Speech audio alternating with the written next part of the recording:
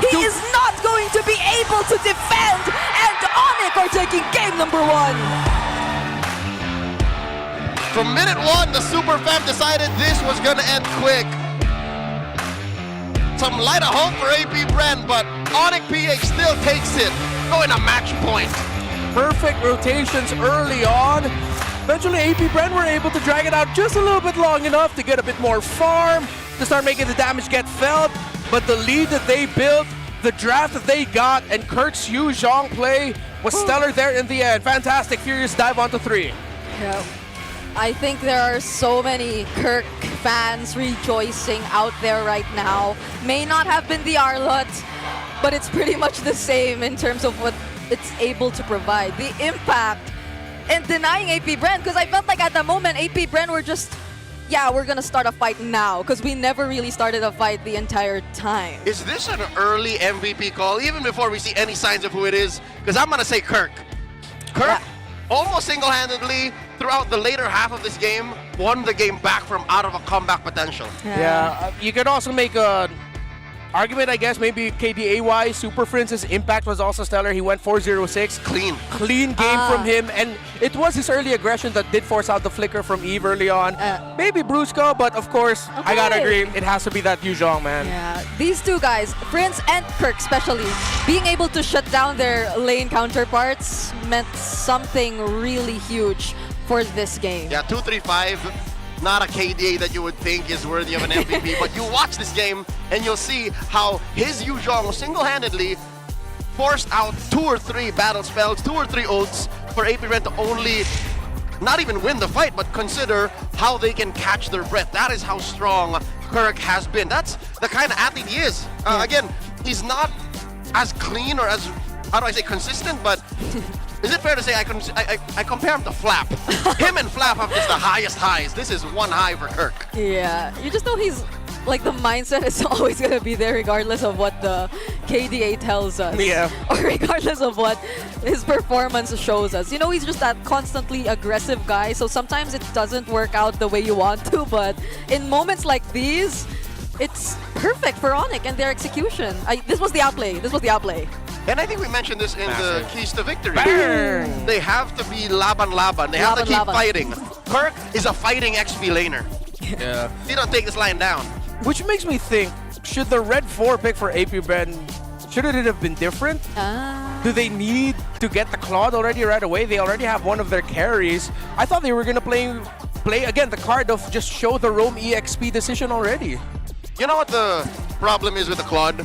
I think the Claude was chosen to protect the glue. Because if the glue was on the, if the Claude was picked by ONIC, again, I think they were gonna likely pick usage in anyways, but if ever the Claude went to ONIC, that would have been free AOT stacks if there was a glue, remember? So I think there was that kind of mindset for APBR. So to address the situation, maybe they shouldn't have picked the glue so early. I don't know, is it just me or is the glue not that strong and it's not Red 3 worthy? Yeah, the glues in Rome have just been quite unsuccessful for the most part here in MPL Philippines. Be it paired with a Valier, be it paired with an Eve. In this scenario, an Eve who struggled a lot in terms of positioning, because how do you even find the right spot to just use your real world when even before a team fight breaks out, you're forced to use your flicker, you're forced to just recall because you're very low on HP? Yeah, the initial trade was actually like the biggest problem for APBR. They got the burn flicker from Aqua because Nova and Aqua couldn't handle the Juicin and then the Cho in mid, which opened up the jungle of James Banks. Okay, now in hindsight, it wasn't even Red 3 glue. It was 1-2 glue. 1-2. It's a Red 2 glue. Again, that's too early. That's too soon. So even with the Juicin first pick. Yeah, I think APBR really need to work on that hero pool. Was 2 weeks really not enough? 2 weeks was enough for other teams to figure out what worked for them, though. So different folks, different strokes. Yeah. It's not over just yet, though. APBR has another game to catch up, and this was a long game. To be fair, 1928 is a long game in terms of MPL PH standards. We go anywhere from 11 to 15 for a quick game. Anything after that is a protracted match. So that aside, anything else we noticed besides the glue, besides the whole draft situation? I'm still gonna lean one more into the draft. Maybe it didn't need to be a Kalea ban. Maybe it could have been a Juicin ban instead. Maybe they needed the Kalea. Maybe they needed the Kalea, actually, yeah. Maybe that's what they needed to outplay the rest with the Infinix GT30, featuring the GT trigger for lightning fast reactions and MLBB certified 120 FPS for ultra control. Dominate the game with Infinix GT30, the power behind every madlang gamer. Quick reminder that you can dominate the land of Dawn. You need a connection that never lets you down. From scouting rotations to tracking the pros, stay online and in the zone. Yep, and you could do all that if you power up with the Smart Power All 99. Get 10 gigabytes of data for MLBB and your favorite apps, plus unlimited FB, calls, and texts. Share every GG moment with Smart, the simply reliable partner of the MPL. I love missed Smart. this super fam. Yeah. This super fam is the kind of team that I don't think it's a matter of slowing it down. Remember, was it them who had to slow it down, or were we dictating that they're the slower team between the two? They were the slower team, like, for the first 2 weeks. Them going fast is amazing. Ladies and gentlemen, quickly, super fans, it's time to flex, unleash your creativity, because the MLBB Get Ow UGC Challenge is officially live. We're giving away 1,000 diamonds to the most solid entry, so let's get solid. Okay. I think it's a very simple choreography. If you were to ask, it just requires 3 movements, hand movements, so it's very easy to learn. And there are also 3 ways to win. Show off your peak ouch moments in the gameplay challenge, slay the game with your outfit check transitions, or bring that energy to the Halukay Ube dance challenge. Just post your entries with the official hashtags and you're in. Yeah, and if your vibes are on point and your edits are crisp, great, those diamonds are yours for the taking. So we're looking for effort here, folks. If you have a high school, college cousin who's looking to make a little bit of extra and they're great with editing, maybe you should tap them. So lock in your entries and show us what you got. Get out. What would you choose? I would be the ouch. I would just choose like a funny gameplay clip. I'm gonna do the dance challenge. Yeah, I would dance. I'd be willing to You dance. would? You should dance with us. Not happening. Never. Not happening. So, with that said, Super Fam back in form. It's not like they had anything to fix themselves. It was just more the metagame was going to a level that they need to catch up to. And can we say that they've caught up? Like, this is to their speed. Yeah. Yeah. It's a good read, knowing the type of team that they're up against. The fact that you could also argue that maybe APBR handed this draft to ONIC and the Silver Platter, because once they saw the Harley and the Glue, they were like, okay, we go fast. We go Cho Baksha, and then suddenly you get to see with really, really perfect rotations by King Kong, by Brusco, and friends. They just got snuffed out. Yeah, and it felt like a very reckless in a good way kind of gameplay.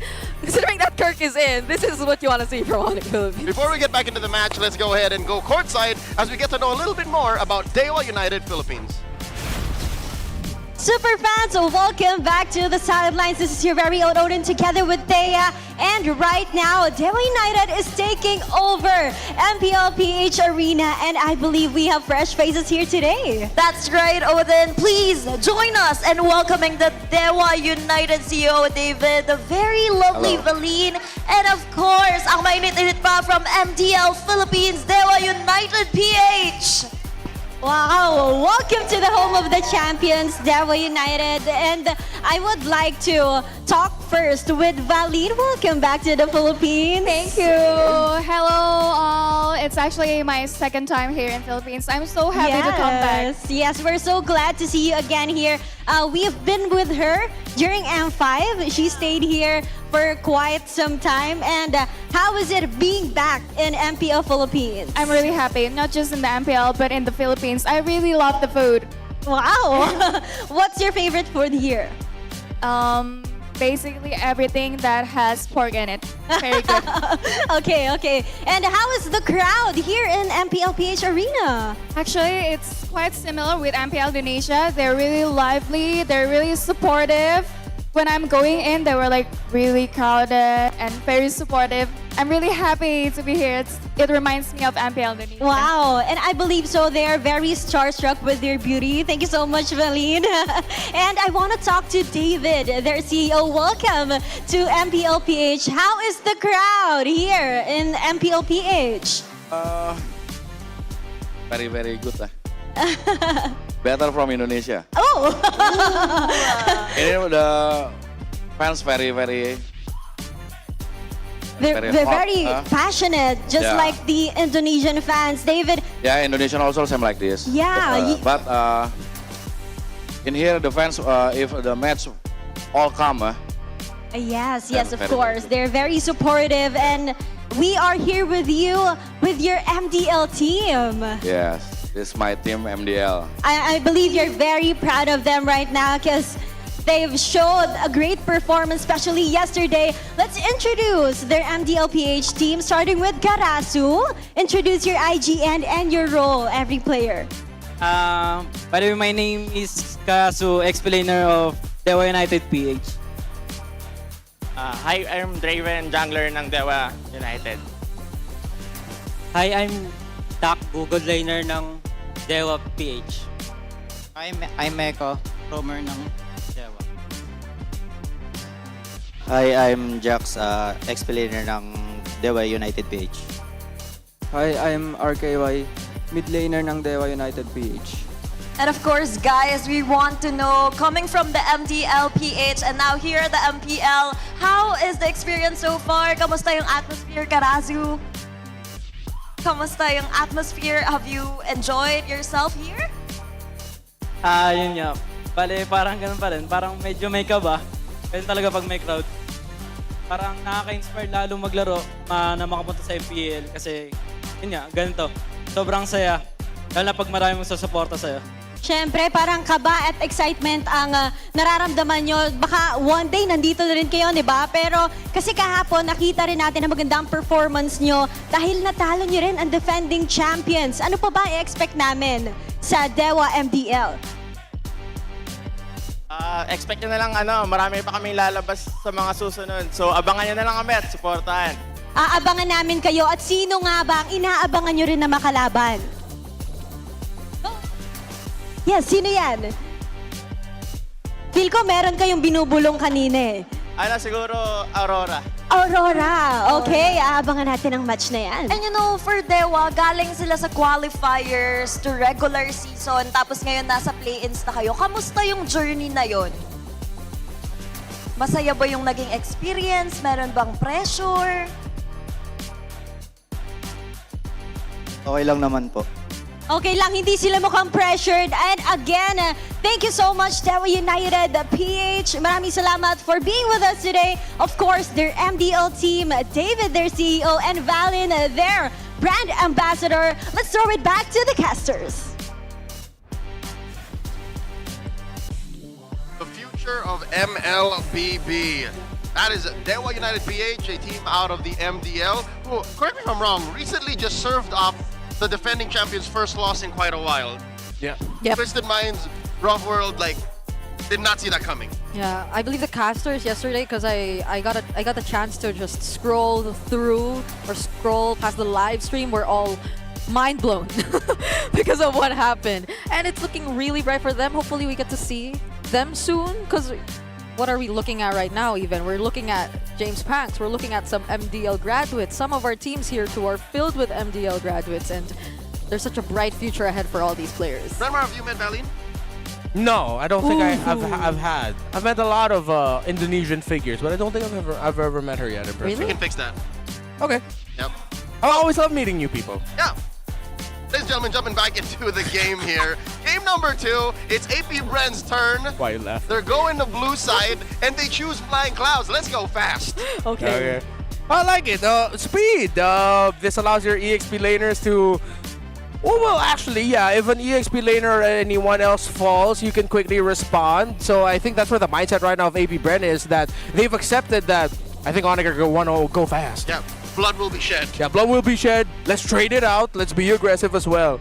I'm thinking, what else can Nova pick up? I don't think the glue's gonna fit him and work anymore, especially with this one. So again, I'll double down one point you brought in before we jumped into that Dewa United interview. Kalia. They shouldn't have banned Kalia, sir. Yeah. If anything, they should have threatened it so that just in case King Kong wasn't feeling the play Baxia, they could also kind of soft counter all the assassins, because Kalia eats assassins alive. Yeah. And if ever ONIC did decide to, let's say hypothetically, they first pick the Kalea if it was open for them, then what? You get the Juicin, fam. The Juicin wouldn't have been banned out. I think APBR just ended up playing into a losing trade considering that they banned out the Kalea instead of opening it up. You also have to consider, I think, considering that you're going up against Super Friends, maybe giving him the Juicin might not be the best play here. Yeah, because I think there are like quite a lot of requirements or conditions that have to be met so you get to see the glue actually win. They made it work once though, but there were like other options available similar to the Hildas, which are less demanding, I'd say, in terms of the execution and could just really fight head to head against what ONIC wanted to happen in the mid lane earlier on. So let's see if they actually get an opportunity to... What were we saying? Yeah, look at this. Even ONIC are looking at APBR and saying, oh, we don't want to give Nova Kalea. Exactly. Well, APBR earlier was like, yeah, we don't want to give Nova Kalea. Wait, what? What? Why? Okay. I mean, no point crying over spilled milk, but that is where we're at right now. Okay. So they take out the Eve. I think Juicin might be good for APBR. If it's open. Also, Marcel is still out there. And the Suyo. Yeah, and the Marcel. But if ever it does get open, would APBR consider it in first? No, I don't think so. I think ONIC did already show off that they can play the tank fighters that go fast. They can just double down on the Baksha yet again. Still gonna ban it though. But they still ban it. Which I think is still an advantage for ONIC. Yeah. Because sure, King Kong is the greatest 2-0 in history. But that's, like, I don't want to say it, man. I don't want to say the C word. But it's a crutch for James right now. Well, and then considering that you also have to think about the Harley, because if the Harley shows up, then that's actually going to threaten Nova, who's been prolifically more known as the artillery type of mage, the Eves and Farsas of the world, the ones who really want to stay in the back line or have bodies around him. Yeah, Aqua. Yes. Oh, who did I say? I'm sorry. Nova. Oh, Nova. Oh, excuse me. Because they're the duo. It's okay. Yeah, I meant Aqua. I meant Aqua. Well, you know, tomato. That's not what I'm saying. They don't look super. They look very different. This is not a Sean Nosha situation. Okay. No, not at all. I have zero excuse. Freya gets taken out by APBR. So, Zushin confirmed to still be at least open. Marcel confirmed to be open. Do you go blue one Harley? Is it that in demand? Right now, I think you rush Juice in. If ever it is going to be open for you. But then there's going to be a lot of threat. The Valentina's there too. Yeah, because even now, like, let's say they pick up Juice in. Because the Sora is actually open. Yeah. Oh, also, there's so much open. So if ever the Sora is left open, you're going to have to consider a Valentina first pick for Aqua. Yeah. I think it's a good idea. Nope. Okay. No, I think still Valentina, maybe not blue one. Okay. Still a strong pick for either team. Yeah. So what? You don't pick up a mid laner yet and then leave ONIC up to the option? Because if ever ONIC do end up getting the Juice in again, and then APBR get the Valentina later, they're going to be playing for it as, okay, it's because we want to block potentially big ultimates. This is tough because you go Valentina now, then ONIC just totally ignores it. Or you go Marcel now, and then Valentina goes, then ONIC goes Valentina. Yeah. I think Valentina might be the safest. Oh, I mean, Juice in also. Okay. Let's see if anyone's going to be willing to pick up the Marcel in the first. Usually the Marcels that we've seen showed up in the second phase. Yeah. Okay. So far, there's only like 2 Marcel teams, right? Yeah. It's APBR and TNC. TNC. Okay. In action later on this week, and not tonight, but... Oh, Perks also had one game, I think, but it wasn't successful. I guess so. Maybe Omega. So Yeah. we'll see. I think Marcel wouldn't be a bad pick. Unless you don't want to pick up the Marcel because you're worried you're going to just get lifted up rises when I give the word. by the Juice in. Okay. It's another Baksha game. Yeah, ONIC understand the type of team that they're up against with APBR, James Banks and his Assassins. And usually Baksha's just like a great response for that. You also have Khalid too. This isn't even like the Cho where you have a bit more flex factor. It's like straight up roam jungle. Yeah. I love it.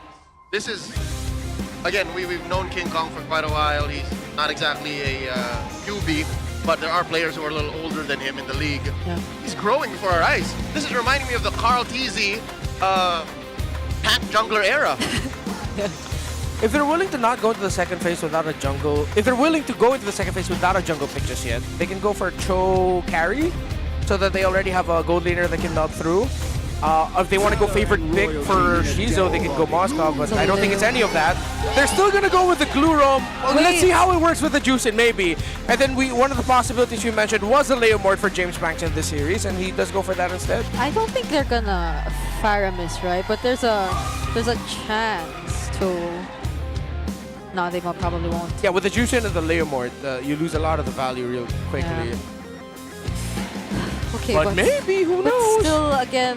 They might even Vexana. It did show up before. Or the Lilia, because. Or the Lilia. What that? Oh, that'd be pretty good. Lilia Khalid in the mid if you just want to like. This is worrying. Oh yeah. Okay, gonna get Kimi. Still also very good against the glue. Yes.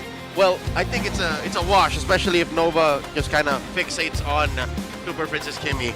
But okay, quick draft recap here. In the opener of Game 1, that first phase, jungler got locked in, mid laner got locked in, and the glue got locked in for AP Ren. So even on blue, they're following the same pattern. Match appeal. I wonder if ONIC are thinking about maybe going for, I don't know, Freya's gone. Oh. Or do you have fighter gold options, man? And ONIC are playing on the same wavelength. Look, it's also jungler roam mid. Yeah. Yes. So roam mid trio priority, and then side lanes are just left up to the draft of the matchups. But it's gonna be, it's so tough for Shizu right now. Could have been a better chance for him to pick up the Harriet, so the laning could go a bit better for them. But good luck. they took out the Harriet already, and you don't want a similar situation to happen here because the Claude took so much time in game number 1. That's a Khalid, Kimi, backshove that could just constantly rotate towards the gold lane. Yeah, and if ever ONIC might just also rush the carry at red 4. The Moskov could. Moskov could work. You also you can't go wrong. Honestly, you can't go wrong with a YSS gold again. But they turned off the possibility of a gold lane CC because they could have gone for double fighters and then just play for the Kimi as your main carry. Similar to what Aurora does when they have Freya available for Domikite and then Yue gets a Kimi in mid. Okay. So is it another gold lane ban? They banned the Moskov last.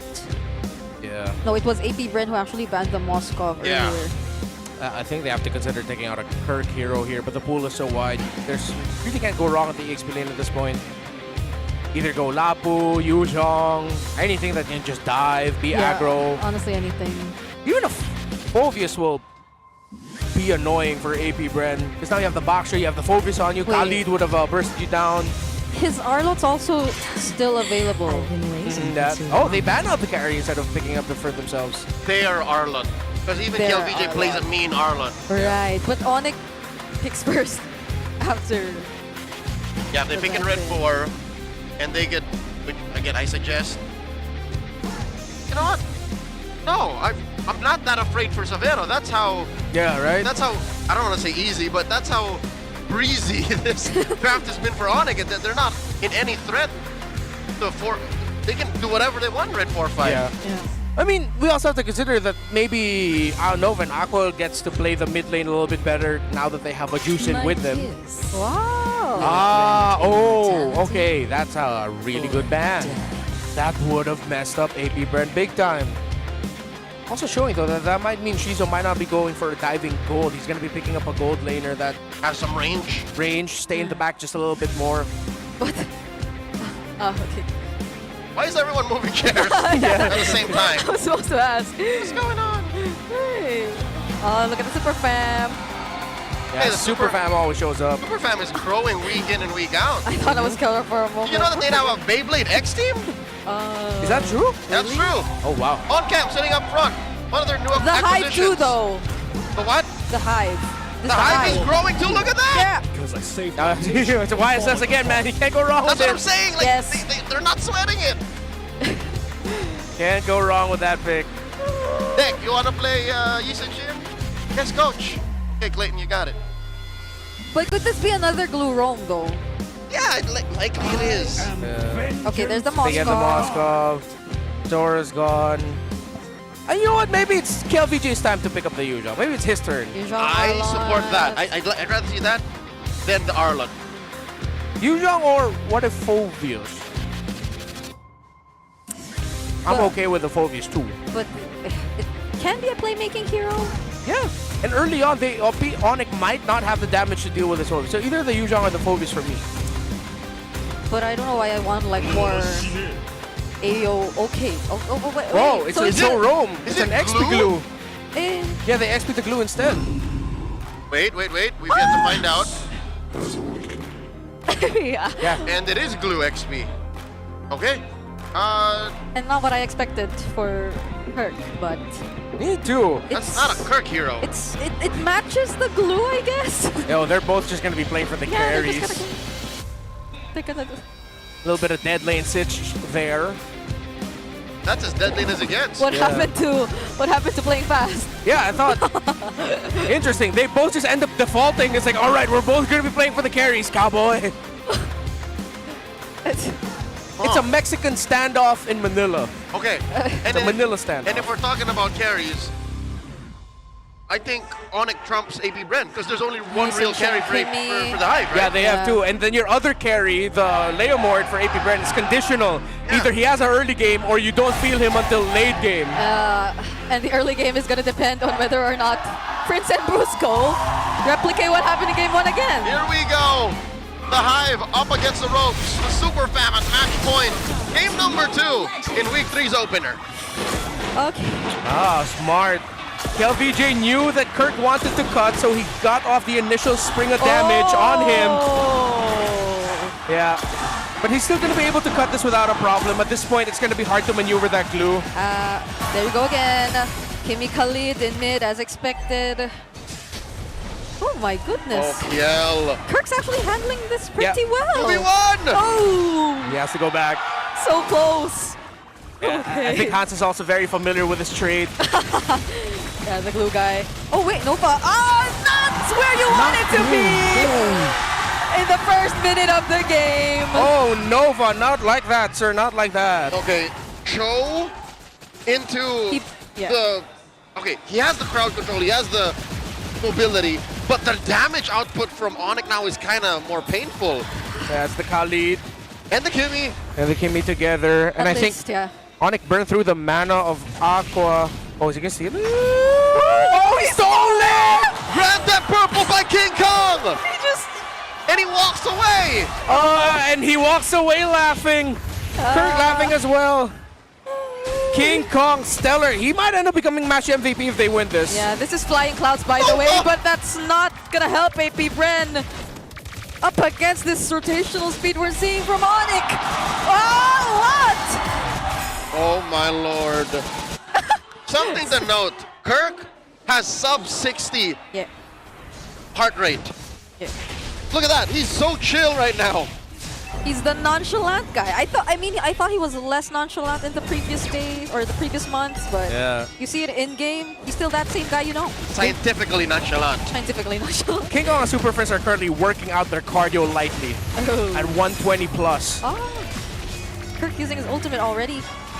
Oh, this is such a low effort from ONIC again. Especially now that they're on this kind of XP lane. Okay, considering that this might be the same story, James! Alright, close call. Considering this might be the same story as game 1. Roscoe flicker sideways! Flicker sidestep, but I think it was a second bit too late. Yeah, no, but the problem is, James Banks is gonna lose his orange and he's not even level 4 yet!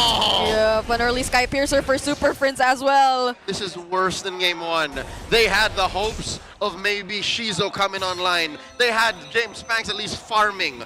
Now, they got nothing. Oh, Traction Pulse. LVJ. Oh, this is not the kind of gameplay you're used to seeing from the King. Glue is not a playmaking hero. He's just running away. Yeah, he's not, which is why we leaned onto the idea that... That's the first stack. Yeah, that's a stack on the Skypiercer Super Friends. He rushed that.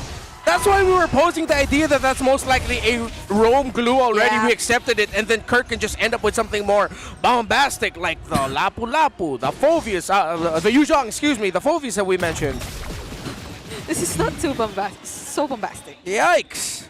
And ONIC are winning XP. They've 100% won the center of the map in the jungle. Severo is handling the trade in the gold lane really well. He has a 2-level gap over Shizo. KLVJ's heart rate's twice that of Kirk, by the way. Oh, Raging Sandstorm onto Nova. Still commits the flicker and the way of the dragon. Now here comes James Pax. This might just be a turnaround for APBR. They find the kill on Super Prince in exchange of Nova, and Aqua actually finds a double. But James Pax will have to go down just the same. Severo joining the fight. A triple for King Kong.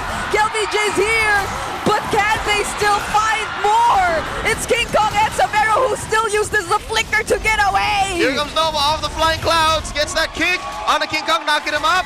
Once more, KLVJ coming in, 2 members of ONIC in. That's a tanky Baksha who just walked away. All right. And he survives. 2-level gap, 4 kills under his name. That looked really good for APBR. But ONIC feel it, and King Kong knows. They have control, they have the lead.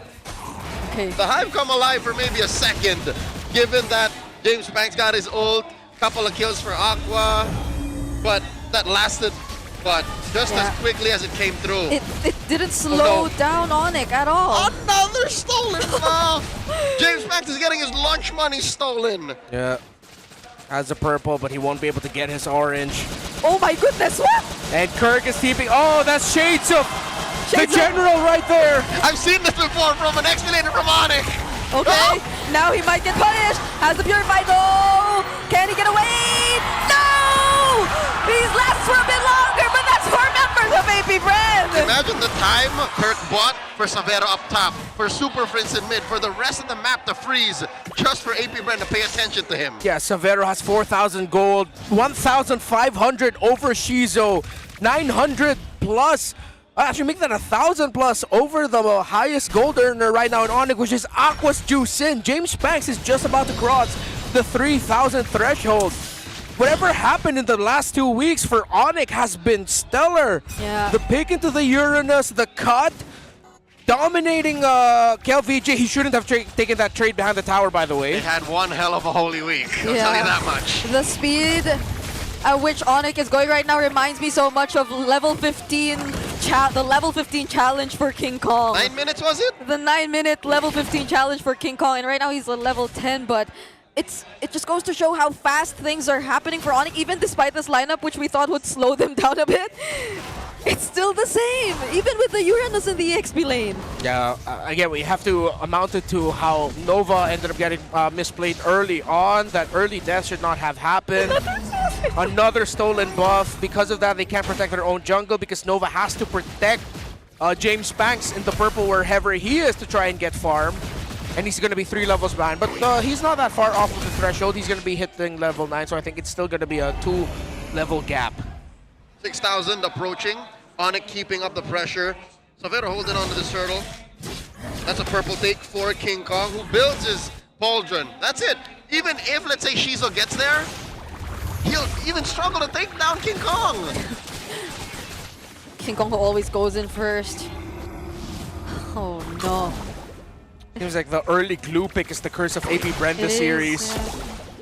They thought they could make magic with it, but apparently not. The Baksha is more than enough to deal with it, the speed that it has. How Brusco and Super Friends has played the trade against Aqua and Nova throughout the series, completely diffing them in mid. It's a flex, but it doesn't provide the same level of, I don't know, flexibility that the other flex picks. I think we're reminded why glue works best if it's picked as one of the last picks. Exactly, it happened again. This glue was picked blue 2 and 3. This is a learning to walk away from, definitely. Okay. There goes my diamonds. I predicted APBR have solved their hero pool issues in the week off, but yeah, it looks like there's another thing that they have to figure out. ONIC now approaching the 7K gold lead mark at 8 minutes. This is definitely a worse situation they were in game 1. APBR, at least there's some space for Shizo. He will be able to farm up top. Yeah, that's all he can afford to do as they lose more of their outer turrets. Oh!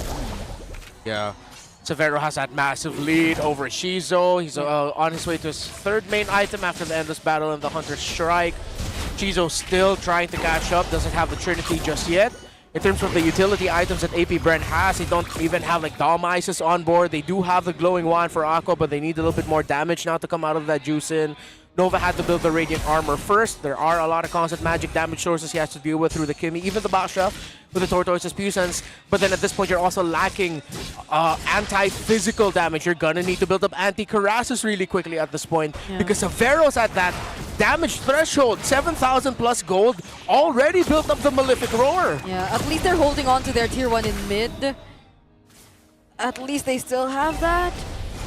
But that's about it, because ONIC, I doubt they think twice about even blitzing this Lord because of with a 7k gold lead. There is no contest. AP Bren have to get the most out of the time that they know ONIC is taking the Lord. So that's farm up top, farm in mid. They're managing the waves. They'll allow it to crash through. The mid is their margin. The mid is their border. Look at this. Kirk in the back line. Front line. Nova's fighting. Yep, the grab. Oh, but Severo has a flicker and he just brought him deep in enemy territory now. AP Bren are split up. And KLVJ has nowhere to run. Yeah, that was desperate. I think LVJ didn't realize that AP Bren can't back him up there. Great flicker out by Severo. Total outplay. ONIC are on the way to sweeping this. This is a much better set. Oh, look at that two-man set coming from Brusco. It's James Spence who actually gets taken out first. Nova falling next. Aqua and Shizo left alone. What can you do? All your frontliners are gone. Usually not a move I would suggest, but flickering and ulting underneath the tier 1 when you're up 9,000, 8,000 is a good thing. Look at this. ONIC crashing forward. Aqua still wanted to fight that even despite the presence of the Lord. I mean, the death timers are relatively low, but yeah, I don't think they're realizing just how chunky and unstoppable this backshow of King Kong is at this point. He's thick with 6 Cs. Yep. It's Chastised Pauldron, Cursed Helmet, Radiant Armor. The Super Fam are back and in a different shade of it. Yeah. Fast, dominating, but more calculated and deadly. You know what? The last time we saw them in this farm was when they won in Season 14. Where they almost went undefeated. Remember that? Yeah. We don't talk about Golden Marsh anymore, but do you remember that? They used to play fast as well. They used to end games sub 12. Yeah. Call it a lightning round. They're on their way. Oh! That's a kick! Oh, but that's a beautiful set coming in from Nova. Wow! Severo once again. What a pick and what a kick! How'd they find Clayton? I don't. That was all Nova. That was all Nova. Wait, was he alone? That was a perfect read. I think he was in that pixel busher, just slightly out of it. Nova read it, decided to go for the kick because the animation of the flicker kick was in that bush. So I think he just read that Was that really well. All instinct? Looks like it. I'm gonna have to go back. It happened so fast. It happened thrice this series. Nova. It's always Okay, been. that was slick. No, for Nova at least it happened twice. Like he's always been really the guy to find those pickoffs against Severo, but okay. Yeah. So far, the item game between the Leomord and the Baksha is not a fair comparison. James Spence has been living off of alms. This man is on a calorie deficit if you were looking at farm as food. All this while, King Kong is playing the best Baksha game one could hope for. Yeah, okay. So what happened was Nova was concealed and Severo just walked up. He didn't expect, or I don't think he even saw that Nova was there Jeet Kundoing outside of the last tower in the top lane. Probably doesn't change the fact that ONIC still get to blitz this Lord though. Yep. Still no room for AP Bren to contest at all. And what's more difficult is I think this lineup that they have is worse on the defense compared to the first one. They don't have the long range, they have crowd control, they don't have the damage just yet. Shizo is only level 12. Wave clear is abysmal. Yeah, you have to find that pickoff before the defense even happens. Oh my god. Is this possibly the worst wave clear you could have on the back foot? Because even a Selena could, like Selena mid could clear better than this. It's just a Moskov. Just a Moskov and a bit from the Tushin Leomord. I think I'll still take the... Now this is just pretty bad. Yeah. It's going to be a really bad wave clear sitch. It's going to be tough. They're going to lose at least 2 inhibitors. Yeah, 2 inhibitors, maybe 2 bodies. Because even that base turret up top is already down super low, even with the presence of the Holy Shields earlier. Look, it's a 4-level gap between Kirk and KLVJ. Now 3. It's tough times. Mountain Shocker. That's it. Yeah. Top turret gets tickled. Bottom lane goes down. She's in trouble. Let's see how long AP Bren is able to hold out. Guardian Helmet pickup from King Kong as well, and they still have the Lord marching up top. You have to wait for Window minion waves. nature from Super Friends. At least AP Bren has enough time. Yeah, they sacrifice all the inhibitors to buy time. Kirk gets choked up. Oh, Nova doesn't get to connect the way of the dragon in time, and now he might just get punished. Sabero though! Sabero! He's getting chased! Oh! Still has the traceless, and it's a double for Super Prince instead, and now it's all TLPH alone, and a triple for Super Prince. AP Bren! They saw this coming! The Super Fam are going to take the sweep against the Hive! The break did well for ONIC PH. They have come through rejuvenated. This is a new team we're watching. The bees are left thunderstruck. Too fast, too dominating. 2 games where they won everything. They win the mid, they won XP, they won gold, everything. A lightning round in terms of MPL Philippines Season 17 matchups where games and series go long. We've seen so many Game 3s. Renmar's been part of a lot of them. Could this be your first sweep? Oh, I've been part of sweeps also. Oh, but you just called all the 3s. Yeah, I've called all And the it usually threes. happens on Fridays and Sundays. Yeah, Fridays and Sundays are usually the sweep days. And it's not just ONIC who's new. Even Brigida is now calling quick sweeps. Yeah. Ladies and gentlemen, a quick round of applause. Again, respect to AP Bren for stepping up to these champions, M6 world champions. Again, we're reminded why ONIC are looked up at. And again, this is just back to the drawing board for AP Bren. The glue. The glue! it's just a glue. You said it, that's it. Just the glue. 2 early glues, outplayed in mid. 2 Baksha games from King Kong of all people. But it seems like, again, King Kong is buffer now, so maybe that's a new version of him. It's not like the Joyce and the Suyos. It's literally, I'm up in your face. What can you do to me, kid? That's what it felt like in these 2 games. He's bulking. He's bulking. It's bulkier. And I don't want to see glue picked up so early anymore. More so in the hands of someone like KLVJ. Hey, kudos to Coach Hayes and Coach Bluffsy. That Uranus pick was massive. It's what, 3, ONIC PH came out with a bang! And what a game that was, 2-0 sweep. And we want to ask King Kong, kanina before mag-match, meron kayong interview and Jace Pang said, no suyo, no win. Ngayon, ano yung ang question ko? Sa tingin mo ba kung na-open yung suyo, mananalo kaya sila? Hindi ko po alam, hindi ko naman mabasa yung future eh. Pero ang masabi ko lang sa suyo ni James Pang sa na-appreciate ko yung creativity niya sa paggamit ng hero. Lalo na dun sa Sky Piercer. And of course, King Kong, I want to follow up. 2 games ka na nagbabaksha. And kapag baksha yung ginagamit mo, parang flawless game, halos, for ONIC PH. Oh. Ano sa tingin mo, what are the secrets to using baksha?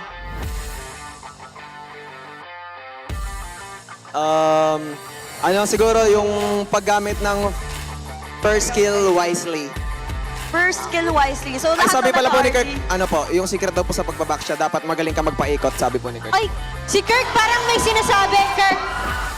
Sabi mo daw, dapat magaling magpaikot. Hindi pa ako nagbabaksha eh. Siya po yung magaling paikot. Ikaw daw pala.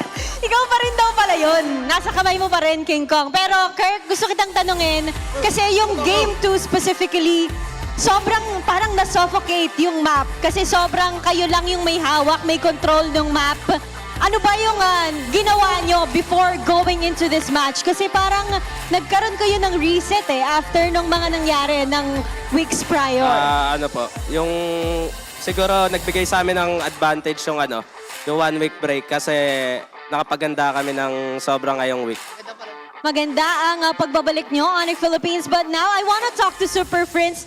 Super Friends, napakaraming nagsisigawan sa'yo kanina. Up until now.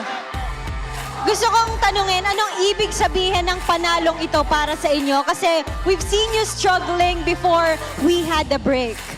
Anong ibig sabihin sa'yo ng panalong to? Gaano kahalaga to para sa inyo? Siguro para sa amin as a team, mahalaga yung win namin today kasi magagamit namin siya momentum para sa next laban namin. At tingin mo ba, mas malakas na kayo sa susunod pang match? Kasi everyday nag-improve naman kami. Wow! Parang yung smile sets it all para sa kanya. Triple kill nga before pa matapos ang ating match na yon. And with that, who do you think is the match MVP?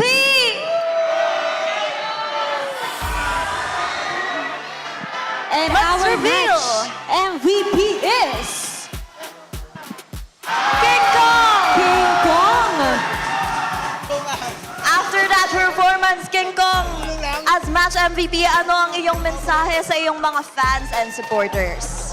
Ano ang iyong mensahe sa iyong mga fans and supporters? Sa lahat ng fans ng ONIC, sa Sonics, and sa fan ng APBR, thank you so much sa time nyo. And sa lahat ng nanonood online, thank you. And with that, you may now take a bow and take your victory walk. Once again, give it up for ONIC Philippines!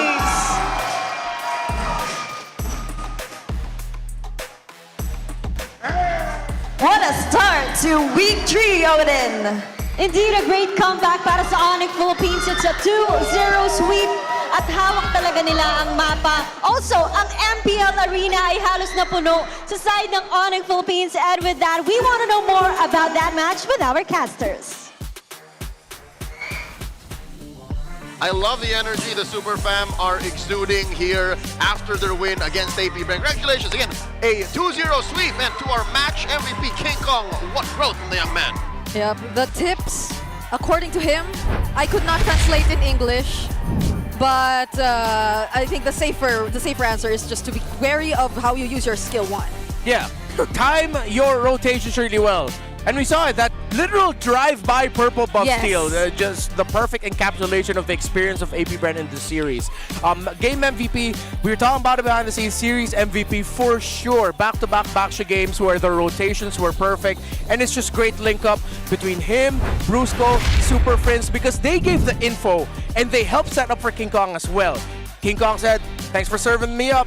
I'm gonna make sure that I get something out of it, and he got big wins here. The first kill onto Nova around the golem in front of the orange buff of AP Brand, the purple buff steal, and then of course the big win here after it looked like AP Brand would finally be able to get something back. It's King Kong who stood tall and walked away with, I believe it was a triple. Yeah.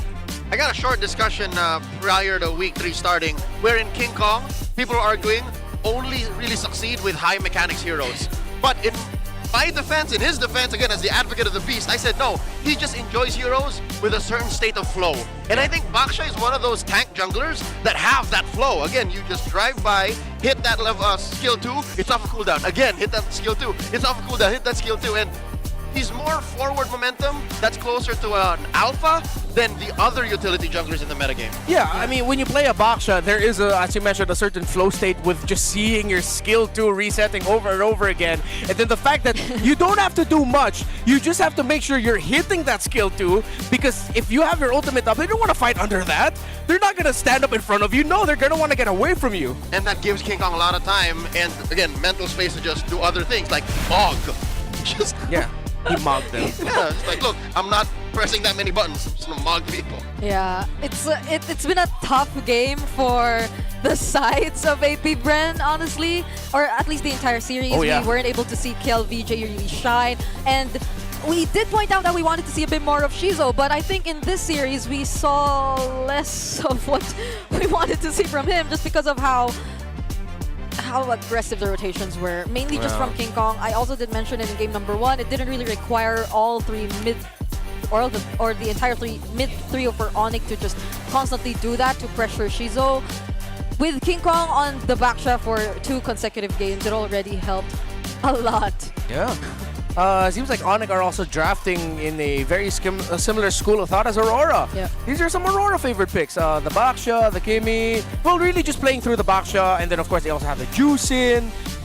The types of roamers that you can show up with. You play aggressive, so that provides space for the slower rotating jungler to follow up for any of the picks and the initial damage you deal. I think also KLVJ, as I mentioned earlier, could have handled that initial trade against Kirk. He handled it well at the start. He set up the glue. He knew the Uranus would come through. He got the bursts through. But once they're sharing almost the same pixel, you're not going to be able to get any damage onto that Uranus. You should have just backed out.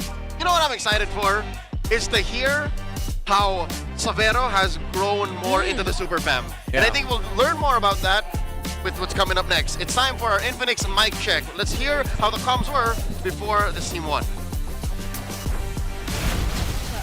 Guys! Inodumit ko. Ilod heartbeat ka. Kalma, 150 na heartbeat ka, pre. Chill.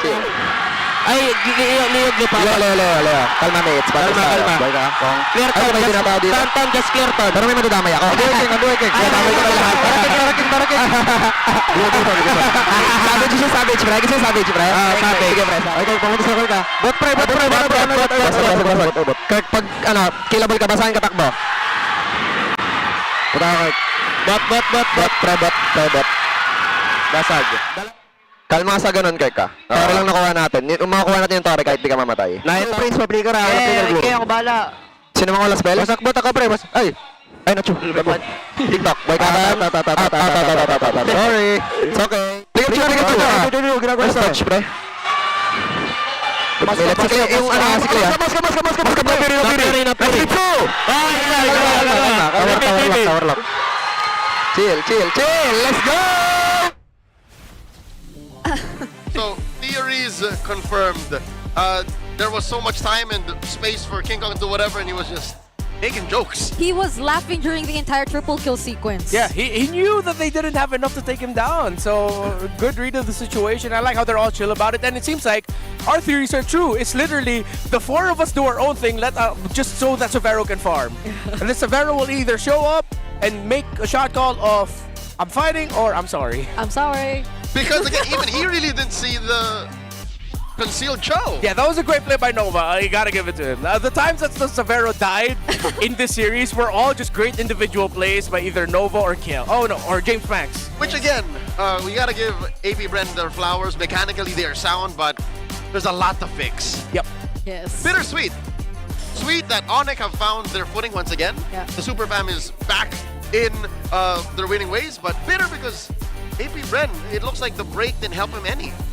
Yeah, we are so used to seeing a particular playstyle from AP Bren, but we need to see a bit more than that. Because I felt like even during this entire series, like draft-wise and what they wanted to go for, it's a bit confusing. So maybe that needs a bit more work.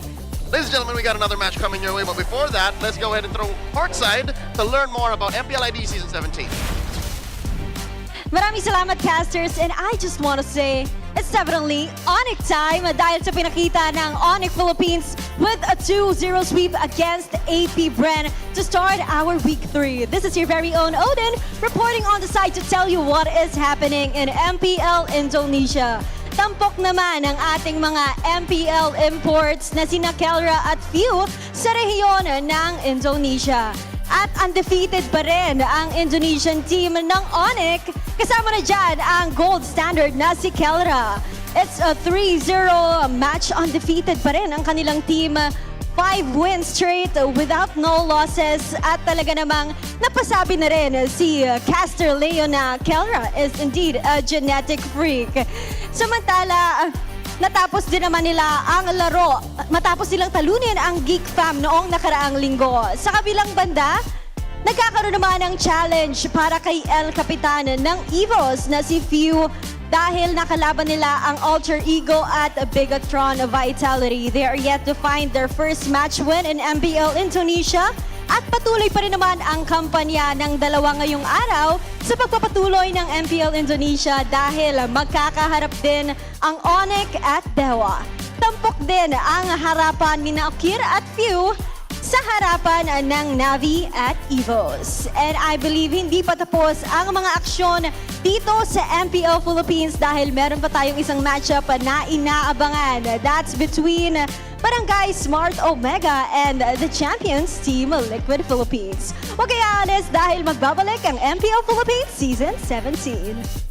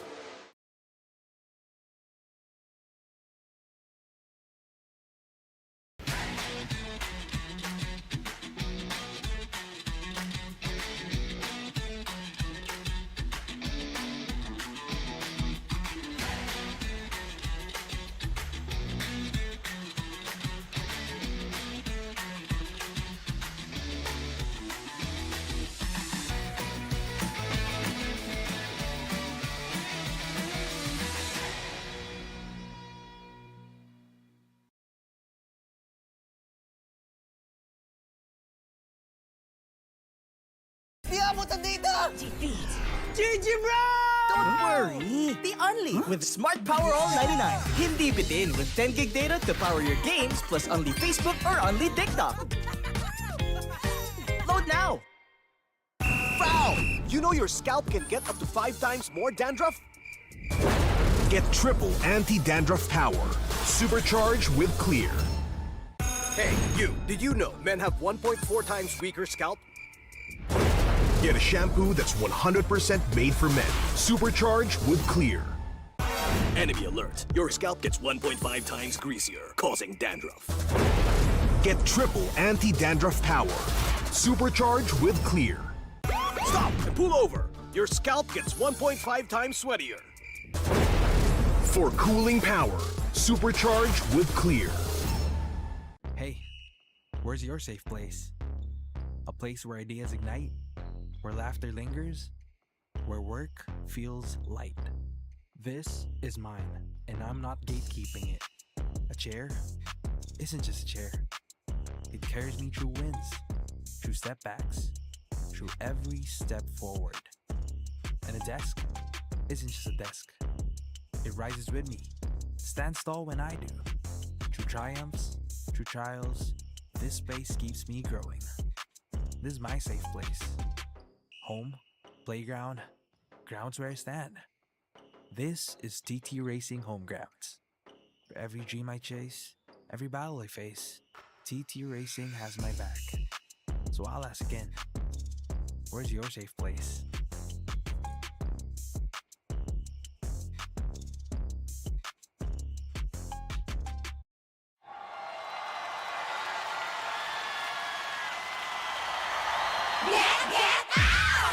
O ano mga girls, may bago na naman tayo ha. Malamang matutuwa na naman ang mga bata at matatanda niyan. Get out! Maglaro tayo, di kami patatalo. Maski duo o trio, kahit 5 man pa kayo. Kahit pa sabay-sabay, ang kalaman sasablay. Kung mag-rock ang pambilis, Sure na wipe out! Get out! pili na ng lane. At mag-pick ka na ng hero! Sa mid lane galingan mo. Pag nag-ulti dapat sakto! Push na ang turret, ready to attack the Lord. Tara ube, summer bonding na ng todo! Laro, laro, laro. Bilis, bilis, bilis. GG na sila. Appear, appear, appear. Ay! Nadali! Sige, push mo! Laro, laro, laro. Bilis, bilis, bilis. GG na sila. Appear, appear, appear. Ay! Nadali! Sige, push mo! O ano? Sasali ba kayo? Lahat ay masaya. Pwede dito kahit sino. Nasaan ka man, nasa bahay o trabaho, pwede niyong laruin to. Successful tayo ay panalo! Appear, disappear, one hop, one court, one court, one hop, disappear, appear. Appear, disappear, one hop, one court, one court, one hop, disappear, appear. Disappear, one hop, one court, one court, one hop, disappear, appear. Appear, disappear, one hop, one court, one court, one hop, disappear, appear. Laro, laro, laro. Bilis, bilis, bilis. GG na sila. Appear, appear, appear. Ay! Nadali! Sige, push mo! Laro, laro, laro. Bilis, bilis, bilis. GG na sila. Appear, appear, appear. Ay! Nadali! Sige, push mo! Get out!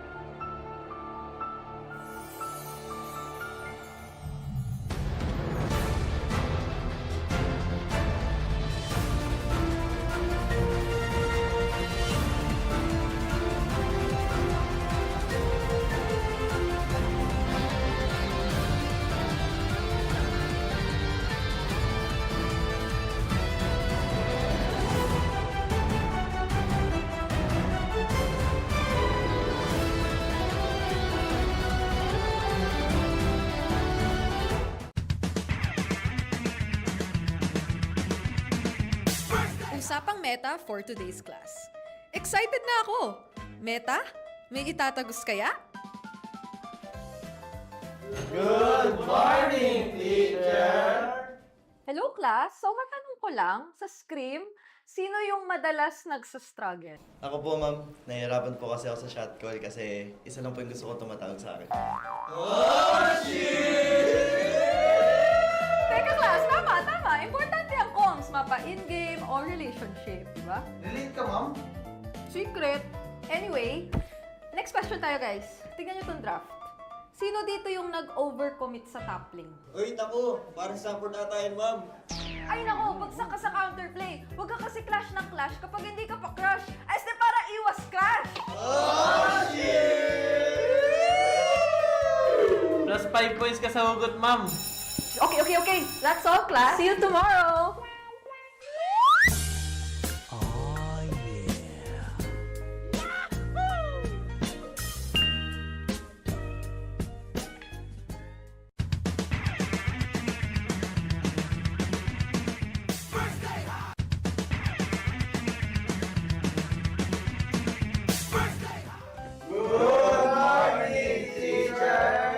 May bagong grading sa loob ng classroom. Sino kaya ang bagsak at sino ang may palag?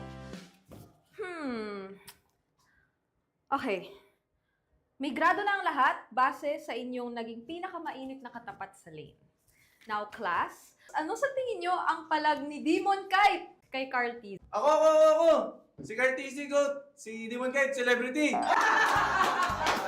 Okay, makinig. So, pag-usapan naman na natin yung iba't ibang uri ng rivalry, class.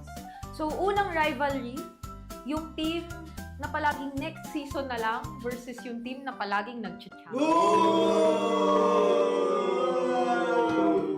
Ma'am! Masakit naman yan! Ma'am, parang may pinapatamaan na. Grade 91%. May angas, may storyline, pero minsan pag finals, bigla na lang nawawala. Parang signal sa probinsya. Ma'am, di naman na kami yan, no?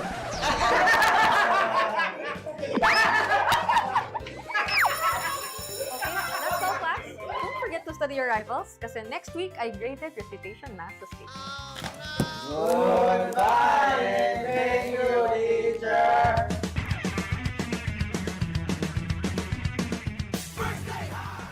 Ya, kinakabahan ako, ya. Patry nga ako ng ng relo nyo. Marinig yung heartbeat ko mamaya sa laban, tol. Ilan ba normal na heartbeat, pre? 60, no? 70. Pag 30 rin sa'yo. Parang pag 400 ako. 180 pala, 180. Makikita yung heartbeat ko. Kinakabahan ako yan, nasuot ko na yan. Makikita na lang buong kung kinakabahan ako or dead ma lang. Siyempre, pag intense boy, tataas yung heartbeat ko. Pag normal na, dead is ma na lang. Gusto ko matry yung 180 eh. Gusto ko yung 1v5, sabay maubos ko. Paano pag 1v5 ako yung namatay, di tataas heartbeat ka doon. Ano ba isipin ko para kabahan ako? Tawa ka? Heart rate, heartbreak anniversary, Clay. 98 na. 107.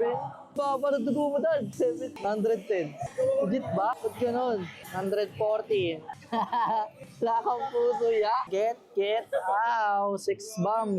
Mataas ba to, coach? 112. Isabero kasi. Aray mo.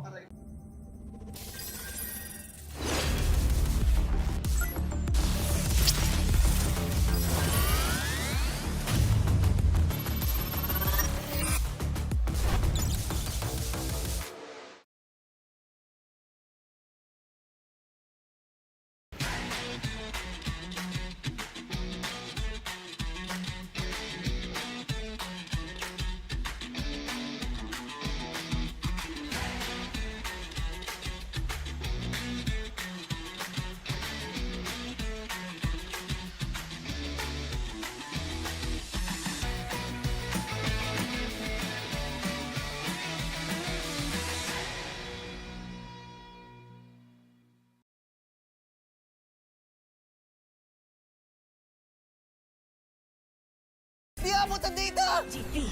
GG, bro! Don't worry! The only with Smart Power All 99. Hindi bitin with 10 gig data to power your games plus only Facebook or only TikTok. Load now!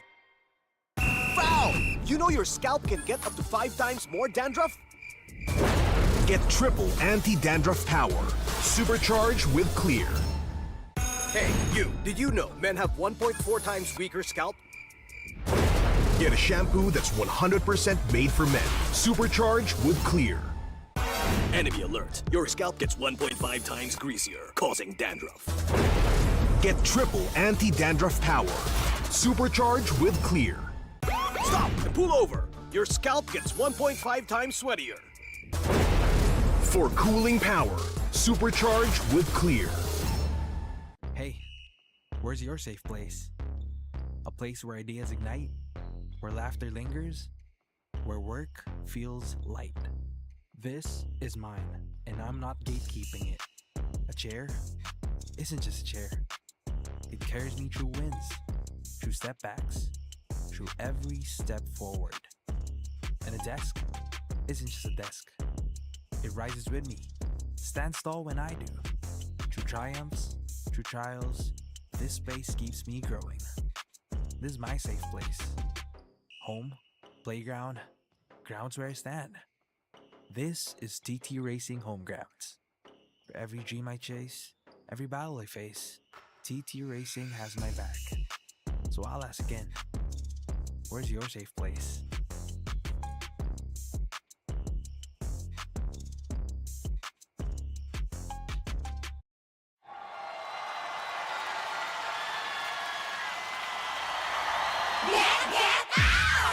O ano mga girls, may bago na naman tayo ha. Malamang matutuwa na naman ang mga bata at matatanda niyan. Maglaro tayo, di kami patatalo. Maski duo o trio, kahit 5 man pa kayo. Kahit pa sabay-sabay, ang kalaman sasablay. Kung mag-rank ang pambilis, sure na wipe out! Get out! Pili na ng lane at mag-pick ka na ng hero. Sa mid lane galingan mo, pag nag-ulti dapat sakto. Push na onto red, ready to attack the Lord. Ube, summer bonding na ng todo. Laro, laro, laro. Bilis, bilis, bilis. GG na sila. Appear, appear, appear. Ay, nadali. Sige, push mo. Laro, laro, laro. Bilis, bilis, bilis. GG na sila. Appear, appear, appear. Ay, nadali. Sige, push mo. O ano, sasali ba kayo? Lahat ay masaya, pwede dito kahit sino. Nasaan ka man, nasa bahay o trabaho, pwede niyong laruin to. Successful tayo ay panalo. Appear, disappear, one hop, one court, one court, one hop, disappear, appear. Appear, disappear, one hop, one court, one court, one hop, disappear, appear. Appear, disappear, one hop, one court, one court, one hop, disappear, appear. Appear, disappear, one hop, one court, one court, one hop, disappear, appear. Laro, laro, laro. Bilis, bilis, bilis. GG na sila. Appear, appear, appear. Ay, nadali. Sige, push mo. Laro, laro, laro. Bilis, bilis, bilis. GG na sila. Appear, appear, appear. Ay, nadali. Sige, push mo. Get out!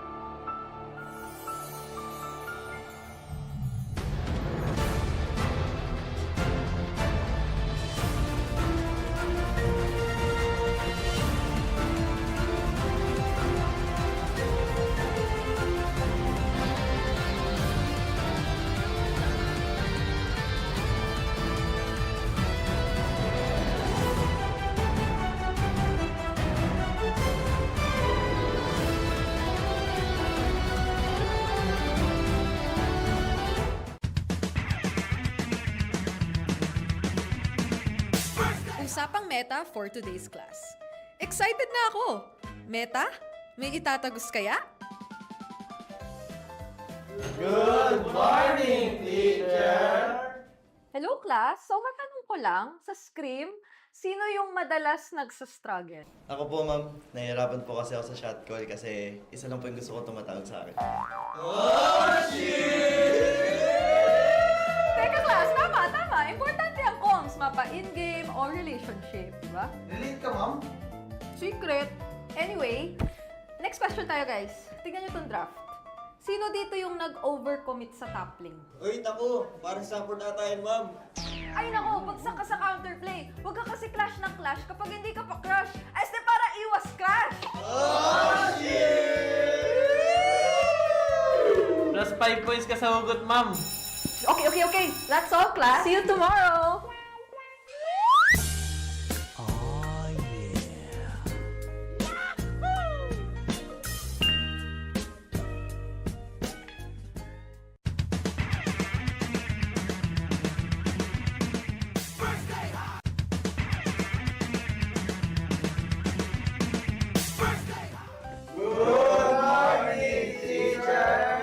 May bagong grading sa loob ng classroom.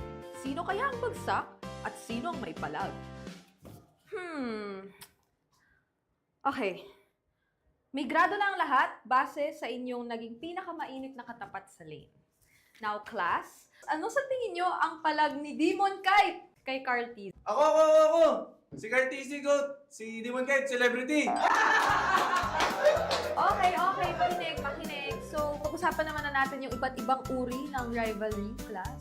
So, unang rivalry, yung team na palaging next season na lang versus yung team na palaging nag-champion. Ma'am! Masakit naman yan! Ma'am, parang may pinapatamaan ah. Grade 91%. May angas, may storyline, pero minsan pag finals, bigla na lang nawawala. Parang signal sa probinsya. Ma'am, di naman na kami yan, no? Okay,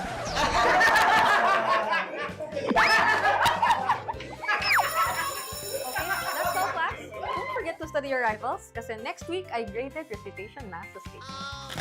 Goodbye and thank you, teacher!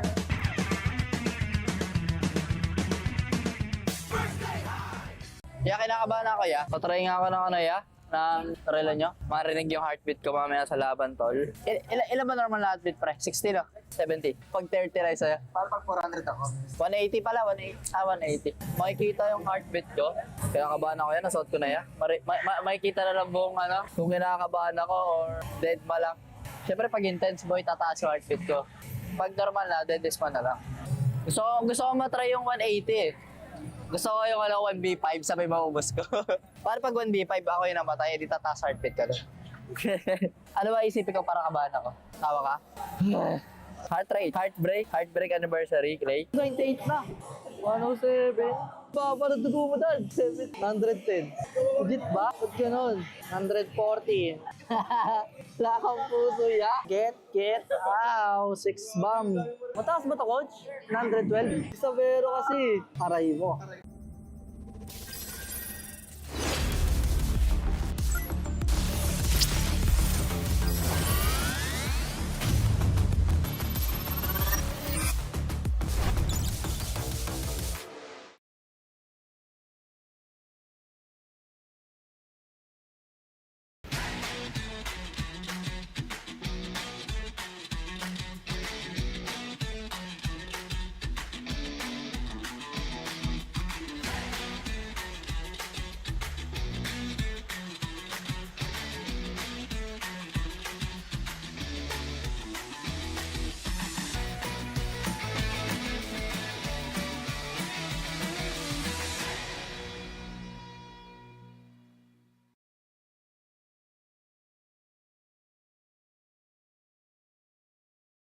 Di abot ang data! GG bro! Don't worry! Be only with Smart Power All 99. Hindi bitin with 10 gig data to power your games plus only Facebook or only TikTok. Load now! Foul! You know your scalp can get up to 5 times more dandruff? Get triple anti-dandruff power. Supercharge with Clear. Hey, you, did you know men have 1.4 times weaker scalp? Get a shampoo that's 100% made for men. Supercharge with Clear. Enemy alert. Your scalp gets 1.5 times greasier, causing dandruff. Get triple anti-dandruff power. Supercharge with Clear. Stop and pull over. Your scalp gets 1.5 times sweatier. For cooling power, Supercharge with Clear. Hey, where's your safe place? A place where ideas ignite, where laughter lingers, where work feels light. This is mine, and I'm not gatekeeping it. A chair isn't just a chair. It carries me through wins, through setbacks, through every step forward. And a desk isn't just a desk. It rises with me, stands tall when I do. Through triumphs, through trials, this space keeps me growing. This is my safe place. Home, playground, grounds where I stand. This is TT Racing Home Grounds. For every dream I chase, every battle I face, TT Racing has my back. So I'll ask again, where's your safe place?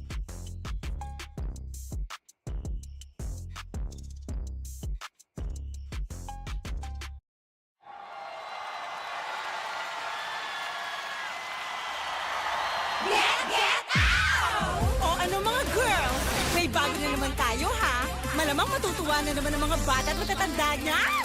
Get out! Maglaro tayo, di kami patatalo. Maski duo o trio, kahit 5 man pa kayo. Kahit pa sabay-sabay, ang kalaman sasablay. Kung mag-rank ang pambilis, Sure na wipe out!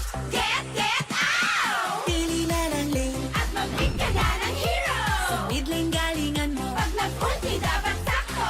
Push na ang turret, ready to attack the Lord. Tara ube, summer bonding na ng todo. Laro, laro, laro. Bilis, bilis, bilis. GG na sila. Appear, appear, appear. Ay, nadali. Sige, push mo. Laro, laro, laro. Bilis, bilis, bilis. GG na sila. Appear, appear, appear. Ay, nadali. Sige, push mo. O ano, sasali ba kayo? Lahat ay masaya. Pwede dito kahit sino.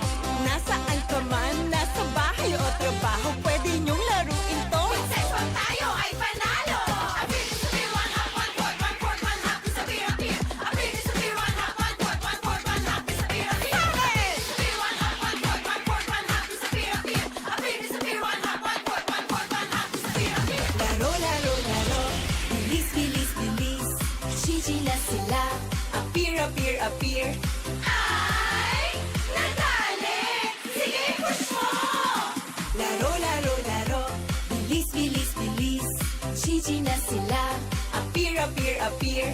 Ay, nadali. Sige, push mo. Get out!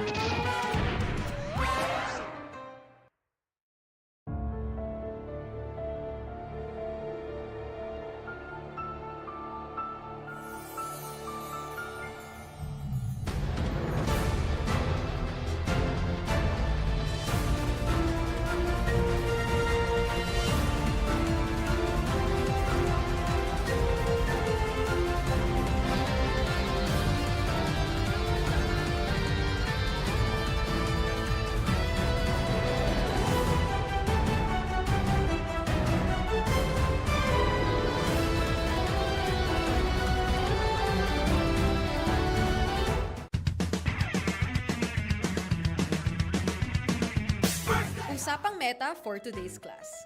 Excited na ako! Meta, may itatagos kaya? Good morning, teacher! Hello class, so matanong ko lang, sa Scream, sino yung madalas nagsastruggle? Ako po, ma'am. Nahihirapan po kasi ako sa shot call kasi isa lang po yung gusto ko tumatawag sa akin. Teka class, tama. Importante ang comms, mapa in-game or relationship, di ba? Relate ka, ma'am? Secret. Anyway, next question tayo guys. Tingnan nyo tong draft. Sino dito yung nag-overcommit sa top lane? Uy, naku. Parang support ata yun, ma'am. Ay nako, bagsak ka sa counterplay. Huwag ka kasi clash ng clash kapag hindi ka pa crush. Este para iwas crash! Plus 5 points ka sa hugot, ma'am. Okay. That's all, class. See you tomorrow!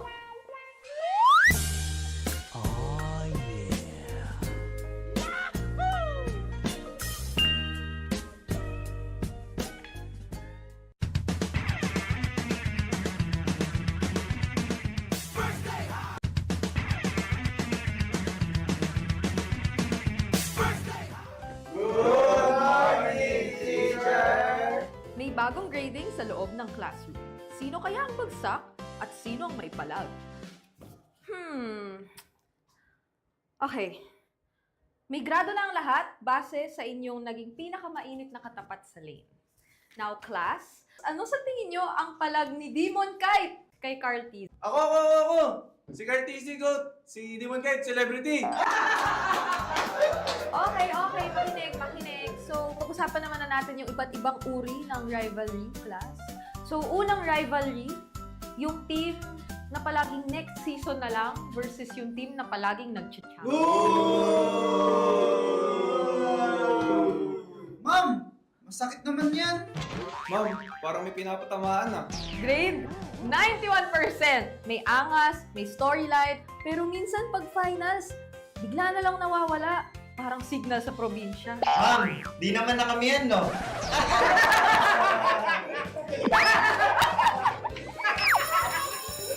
That's all, class. Don't forget to study your rivals kasi next week ay graded recitation na sa stage.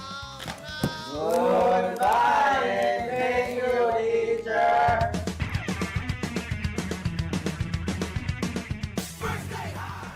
Ya, kinakabahan ako, ya. Patry nga ako ng ng relo nyo. Marinig yung heartbeat ko mamaya sa laban, tol. Ilan ba normal na heartbeat, pre? 60, no? 70. Pag 30 rin sa'yo. Para pag 400 ako. 180 pala, 180. Makikita yung heartbeat ko. Kinakabahan ako yan, nasuot ko na yan. Makikita na lang buong kung kinakabahan ako or dead ma lang. Siyempre, pag intense boy, tataas yung heartbeat ko. Pag normal na, dead is man na lang. Gusto ko matry yung 180 eh.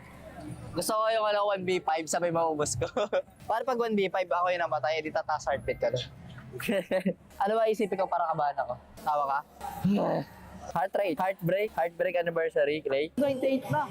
107. Papa, nagdugo mo doon. 110. Legit ba? Ba't ganun? 114. Wala kang puso, ya. Get. Ow, 6 bomb.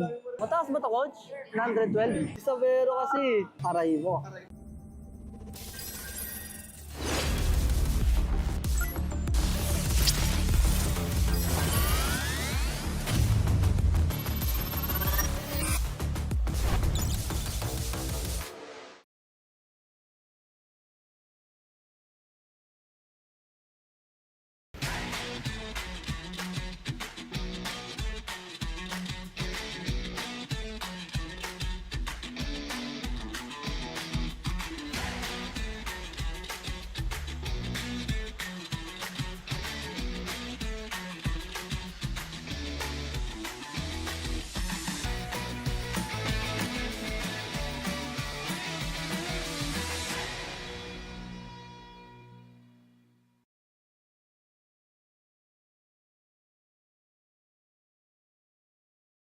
Di abutan dito! GG bro! Don't worry! The Only with Smart Power All 99. Hindi bitin with 10 gig data to power your games plus only Facebook or only TikTok. Load now! Foul! You know your scalp can get up to 5 times more dandruff?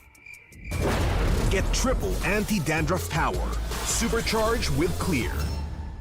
Hey, you, did you know men have 1.4 times weaker scalp?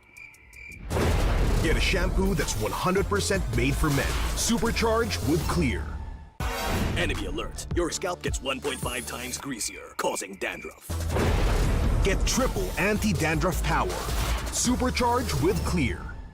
Stop and pull over. Your scalp gets 1.5 times sweatier. For cooling power, Supercharge with Clear. Hey, where's your safe place?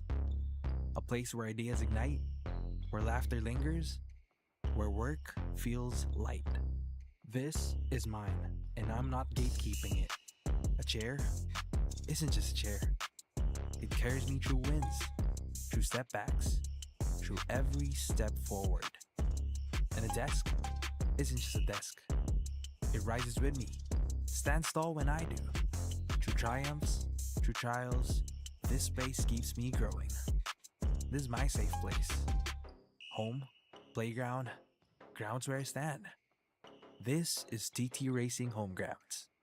For every dream I chase, every battle I face, TT Racing has my back.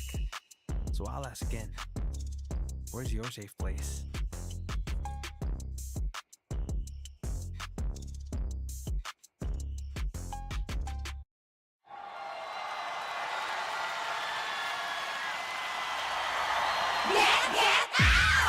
O ano mga girls, may bago na naman tayo ha. Malamang matutuwa na naman ang mga bata at matatanda niyan.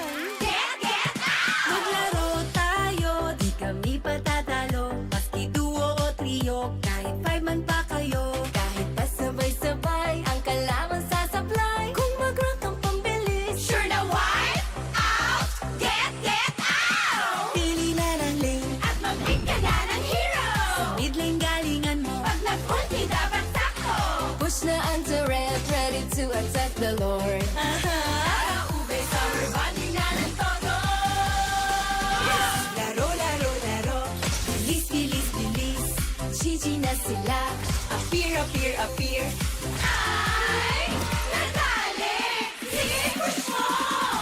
Laro, laro, laro. Bilis, bilis, bilis. GG na sila. Appear, appear, appear. Ay, nadali. Sige, push mo. O ano, sasali ba kayo? Lahat ay masaya, pwede dito kahit sino. Nasaan ka man, nasa bahay o trabaho, pwede niyong laruin to. Sexual tayo ay panalo. Appear, disappear, one hop, one court, one court, one hop, disappear, appear. Appear, disappear, one hop, one court, one court, one hop, disappear, appear. Appear, disappear, one hop, one court, one court, one hop, disappear, appear. Appear, disappear, one hop, one court, one court, one hop, disappear, appear. Laro, laro, laro. Bilis, bilis, bilis. GG na sila. Appear, appear, appear. Ay, nadali. Sige, push mo. Laro, laro, laro. Bilis, bilis, bilis. GG na sila. Appear, appear, appear. Ay, nadali. Sige, push mo. Get out!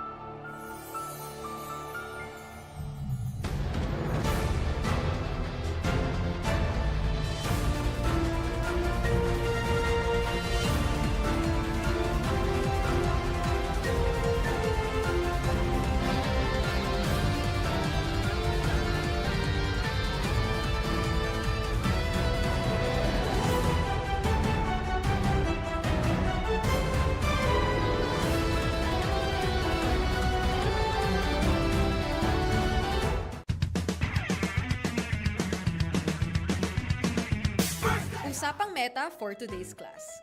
Excited na ako! Meta, may itatagos kaya?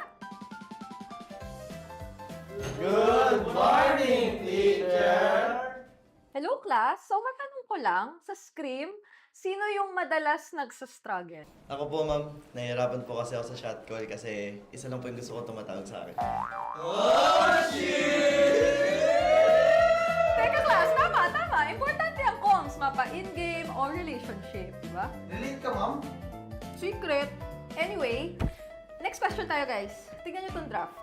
Sino dito yung nag-overcommit sa top lane? Uy, naku! Parang support ata yan, ma'am.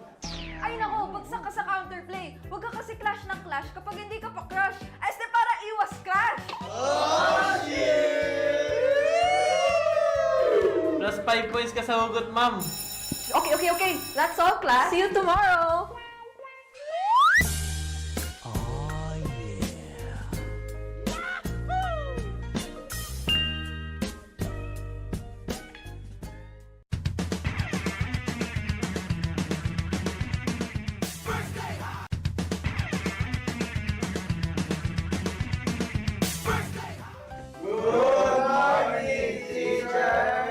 May bagong grading sa loob ng classroom. Sino kaya ang bagsak at sino ang may palag? Okay. May grado na ang lahat base sa inyong naging pinakamainit na katapat sa lane.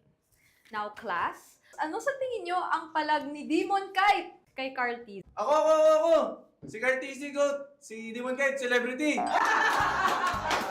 Okay. Makinig. So, pag-usapan naman na natin yung iba't ibang uri ng rivalry, class.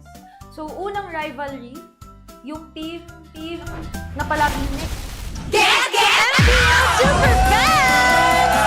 Kasama natin ngayon sa venue ang mga pinalaki ng sex bomb. Thea, bakit nga ba tayo nandito? Kasi I believe meron daw tayong ipapamigay.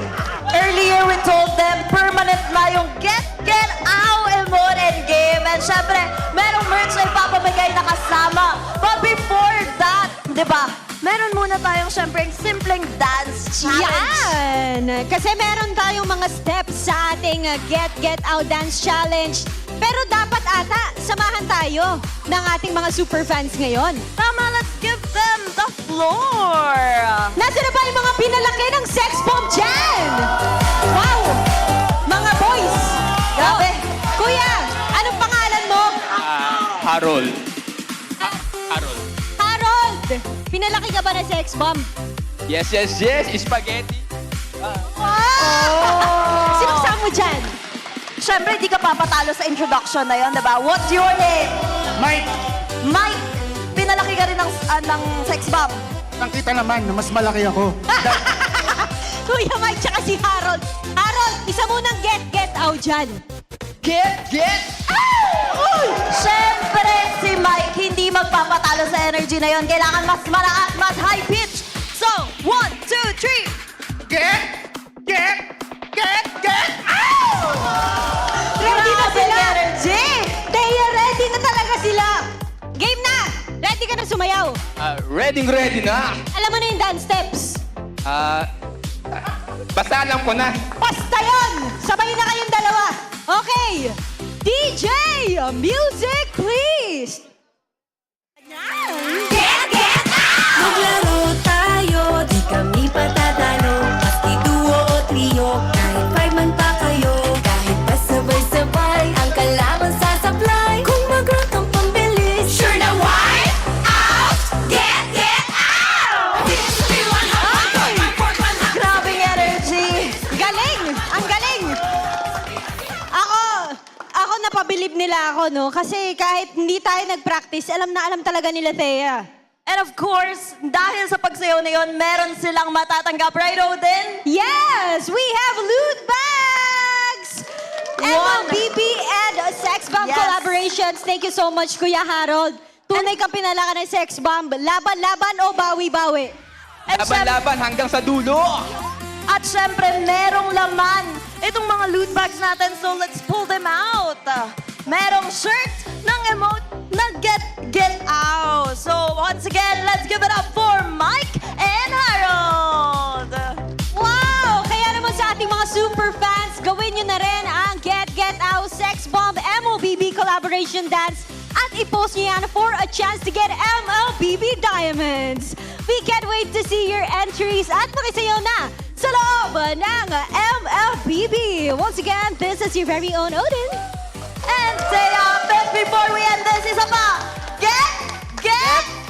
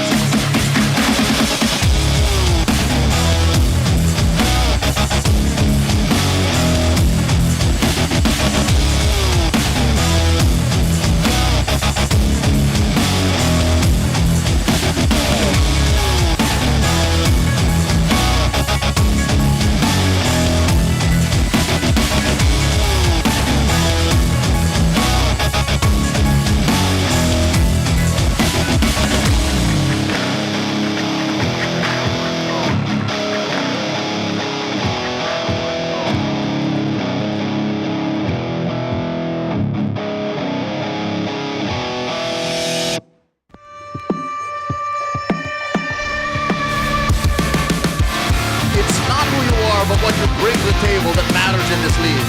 Anyone can step up against titans, icons, gods among men, making every match a must-watch. No matter where you come from or where you stand, anything can happen. Broadcasting live from the Victoria Sports Tower, this is MPL Philippines Season 17. At maligayang pagbabalik towards another momentous occasion para sa ating lahat dahil pagkakataon na naman ito para masaksihan ang pinakamalalakas na manlalaro ng MLBB sa buong mundo right here at the Filipino broadcast. Of course, my name is Hans Galeria, joined by Athena and Joshy Cakes, and that's the English Desk. That's right, we'll be bringing you the action. This is Brigadier, that's Renmar Santa Cruz, and my name is Leo. And to start, para makapag-prepare tayo sa susunod na laban, again, it's going to be Liquid and Omega. Makasama nyo ang buong desk.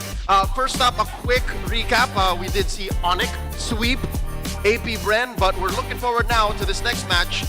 Are we going to see more of a stampede from Liquid, or will finally Omega find some footing in stability? Yep, because even through their first few matches, it's been a near-perfect run for Liquid. And we say near-perfect because they do drop a couple games, even despite the wins. But that doesn't mean that this isn't the Titans you're looking at. This is still Team Liquid. Yeah, it's still Titans with a little bit of a different flavor to them, but it's still pretty much the same Liquid that we know.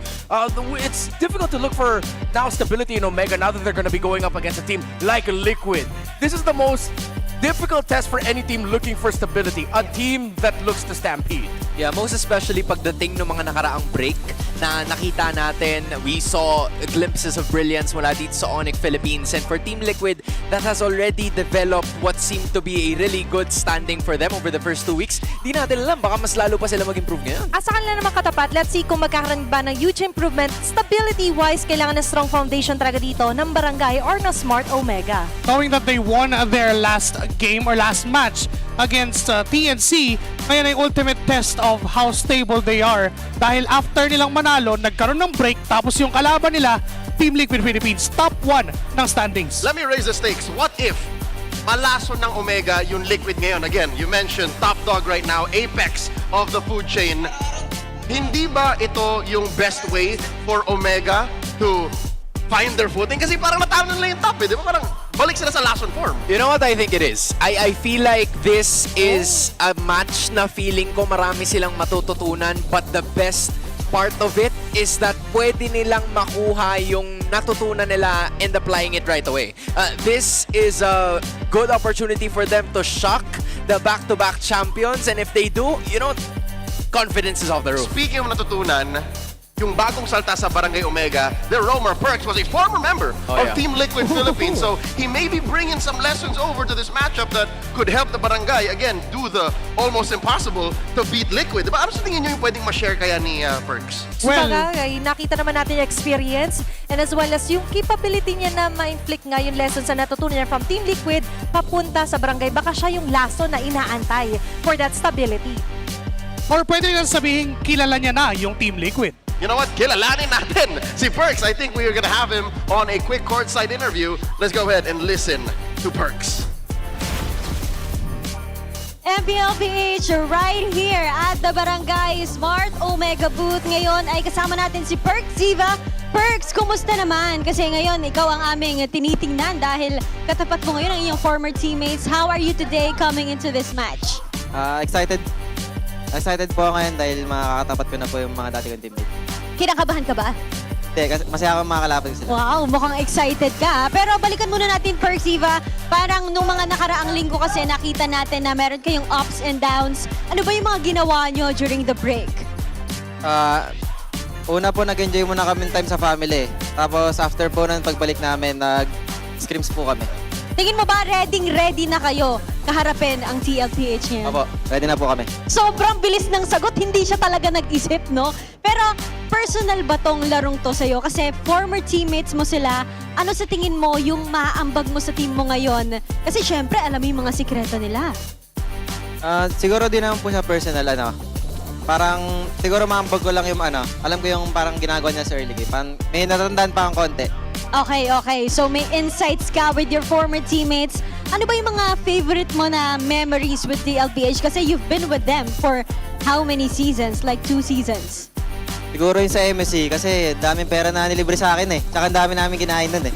Yan ang gusto ko. Yan ang gusto ko. Wala talagang filter, no? Maraming nilibre sa'yo. Pero ngayon, may libre din kayong watch party. Saan ba namin matatagpuan yan?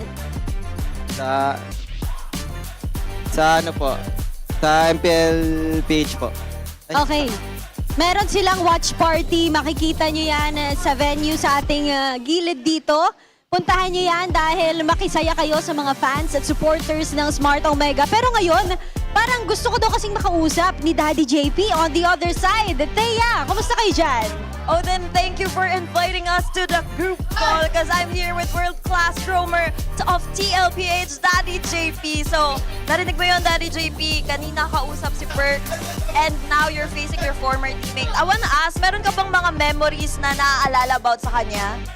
Ayun, parang pag may laban kami, lagi siyang may sabi sa akin. So, nagtutulungan lang din kami every match na. And of course, same role na kayo ngayon.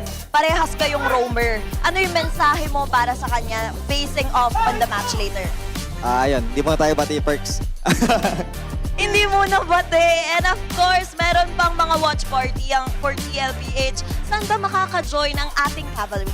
Kasi ito, watch party natin, no? Ayun, naturo. So guys, these are the watch party of the cavalry. So of course, join them. Ngayon, back to you, Odin. Ano ang masasagot sa kanya ni Perks? Ito lang naman ang gusto niyang ipakita. Gusto niyang isagot ni Perks ngayon sa'yo. Daddy JP, kung may sing-sing ka, meron din daw si Perks. Message. Dinasalan ko na to. Hihina sila ngayon, hihina. Ay, dinasalan. Parang kakaiba yung dasal mo ngayon. Dinasalan ka daw, hihina daw ngayon. May dasal ka ba pabalik? Oo, mas hihina siya ngayon. Palakasan ng players. Kasi hina ka daw ngayon. Hindi, siya dinasalan ko, hihina sila lahat ngayon. Sing-sing. And sabi mo kasi palakasan niya kanina ng matagal na si JP sa Rome, no? So siya na daw yung bago, nakatapat mo. Wala akong sinabi! Wala akong sinabi! Ano masasabi ni Daddy JP doon? Ano daw yung pakiramdam? Dad, pinag-away tayo, nakatapat mo na siya? pinag-away tayo. Ayun, masaya kasi ngayon main fight na rin siya sa ibang team. So masaya tuwing Dad, pinag-away tayo, nakakalaban Dad. mo siya. Masaya. Okay. Wala talaga sinabi si Perksiva doon. Pero sabi niya, hihina daw talaga kayo. At makikita na lang natin in the Rome at syempre sa tapata ng TLPH at Smart Omega. Maraming salamat, Thea and Daddy JP. And of course to you, Perksiva. Balik na tayo with our casters. Maraming salamat sa ating mga hosts. Odin, paki-confirm, sinabi niya ba talaga yon o hindi? Di natin alam. Tatanungin natin siya mamaya. Mahirap na pare. But hey, you love to see all smiles mula dito kay Perks tsaka kay Dad JP na parang wala. Ang tagal kasi nila magkasama the bondings there. Yeah, right? that whole interview just gave peak like dad and eldest son energy. Yes. Yung pumapalag na panganay. Oh yeah, exactly. Like the eldest son that fights back. The only one that has the right to talk back to dad. Sabi niya daw, pinag-aaway tayo, Dad. Pero kita mo talaga na sobrang close nila. And I know it feels like onti lang yung 2 seasons. Pero in those 2 seasons, he mentioned it himself. They've been through MSC. They've been through so much. You know what? I think it's in that kind of chaos na baka mag-thrive ang Omega. Joshi, Remar, talk us through what are the keys to victory about us in Phoenix? First things first, para sa Team Liquid Philippines, bakit Papa? Daddy JP versus Perks River Control is key. JP's invasive heroes will be key.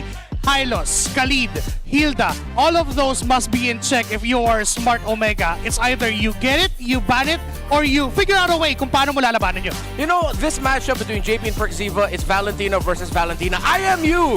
You taught me everything I knew, but did JP teach everything that he knows to Perksiva? So, Omega need to carry with Perksiva to match the aggression of Team Liquid Philippines with the same aggression. You cannot be limp against Liquid. You gotta go at them hard. And of course, you gotta match TLPH's in-game tempo.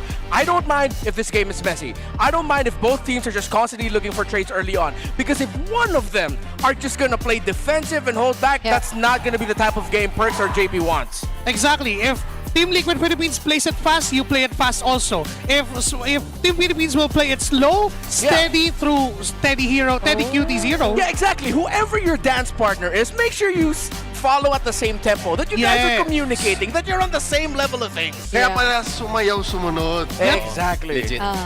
Kasi Tama naman. we do look for stability sa Smart Omega, but that's in terms of their runs, their overall performance. But it seems na when it comes to matches like this or going up against opponents like this, I guess a little bit of chaos won't hurt and might actually help them. Yun naman kailangan talaga na mag-lead ka ng pack, whoever, pwedeng barangay or pwede yung cavalry. You know, it feels like kung sino ang maunang maging mabait dito, yun ang talo. Yeah, Pakiramdam ko. Kasi again, like, you have to be aggressive, that goes without saying, pero in layman's term, kailangan manakaw mo lahat ng manakaw. Makuha, maretry mo ang lahat ng posibleng maretry. Wait. We saw that in ONIC PH in the first series. Isn't that exactly what Net said? Having grown up in the hood, dapat daw malakas yung loob mo. Yeah. Dapat ready ka. Mabait ka sa tomboy, pero in-game, dapat palaban. Dapat bad boy. Oo. Yeah. Laking factor din ng matchup na yon with Teddy and Nets. I mean, you have someone na merong hero ocean. Nets can pick of a Brody, a Hanabi, di natin alam kung ano pang Hellkurt. Diba? And si Teddy, nakikita pa lang natin sa kanya would be yung mga Claude niya, mga Granger na nandyan. And ano ngayon yung mangingibabaw? Is that gonna be the massive hero pool na meron si Nets o yung specialist thing ni Teddy? Okay, so meron parang technicalities here. Hindi lang puro laban. The match is about to begin. That's some good news I can share with you. Ladies and gentlemen, let's welcome our teams on stage. Let's get this match started. Get! Ow! To ensure the integrity of the game, our marshals, Luis, Miko, Joshua G, and Dujin.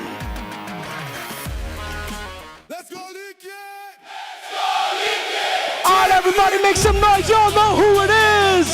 The reigning, defending champions of the Philippines! It's Team Liquid! Team Liquid!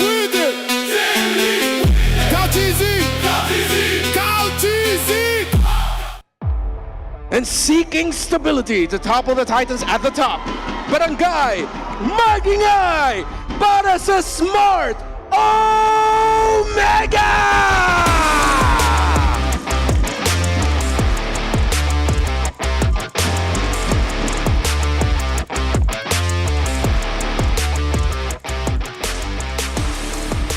And our head referee, the Chop Master, sent.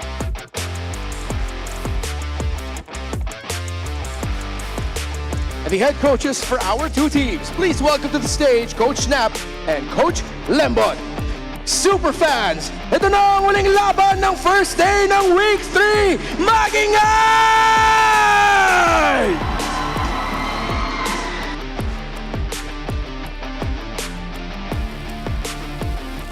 All right, let's get down to business. Let's talk about Team Liquid Philippines. Who better to do this than the resident Liquid girlie?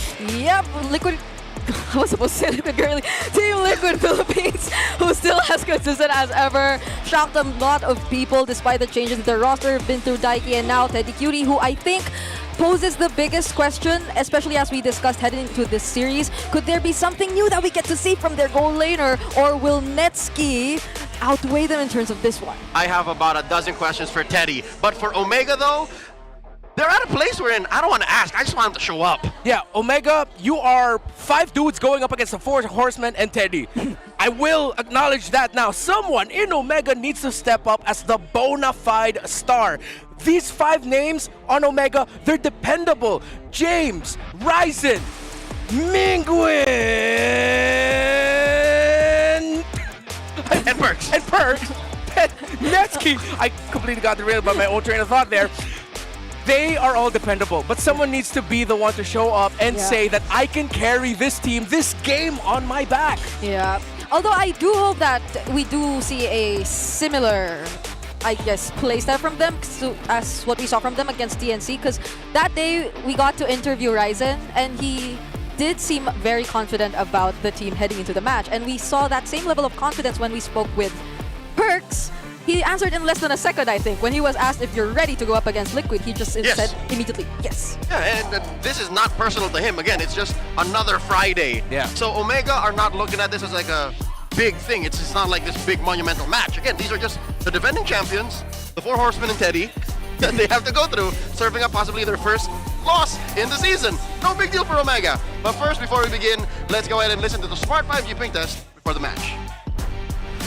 Ginagawa mo before game? Kamuntin lang.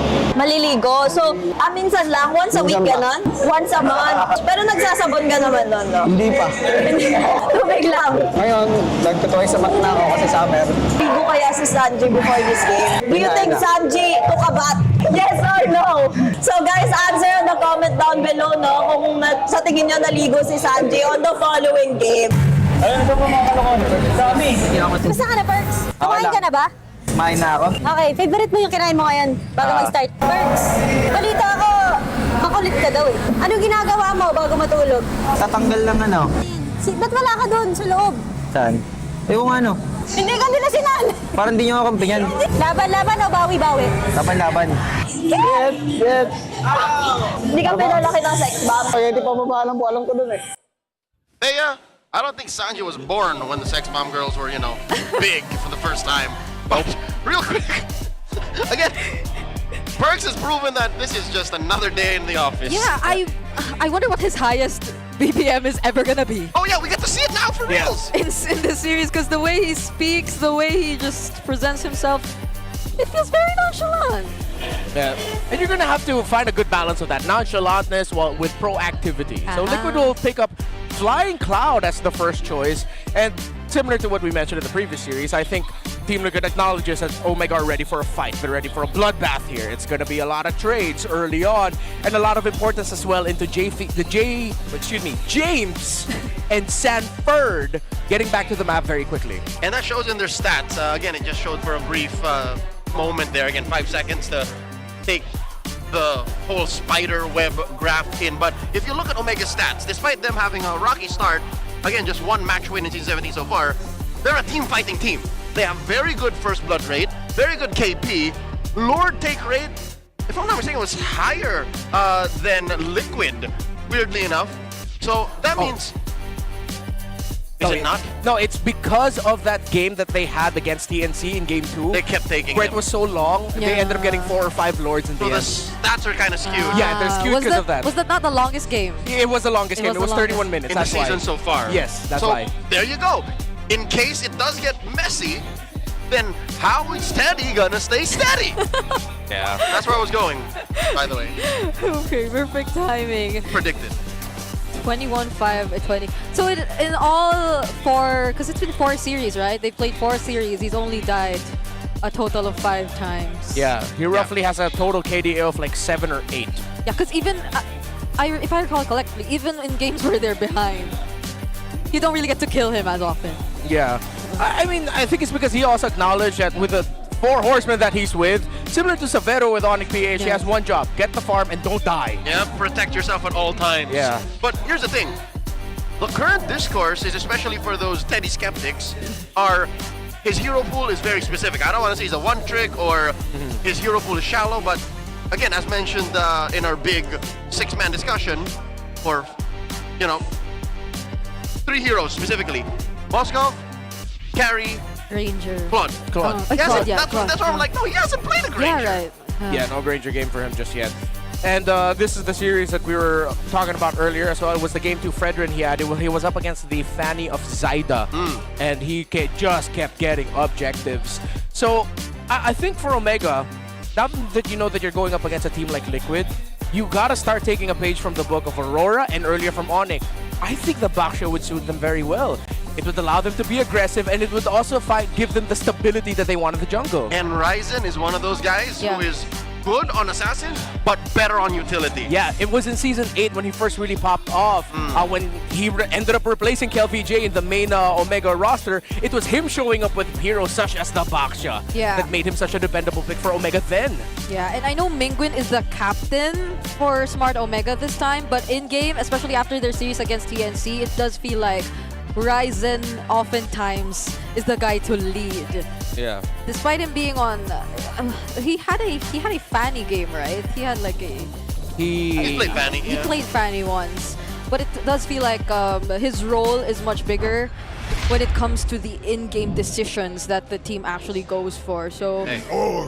Play around Dean. That's not a bad decision. Yeah. We did mention that someone has to step up, so why not take that role? Okay, wait, they ban out the Baksha themselves. Yeah. What's the plan here? Could it be because Fredrin Are they gonna, you know, they have their eyes on Fredrin? Because Liquid's a pretty mean Fredrin playing team too. Would Liquid have first picked the Baksha? I don't think so. Mean Fredrin? No, I mean, again, I'm why they I'm banned perplexed as to Baksha. why they banned it. Oh.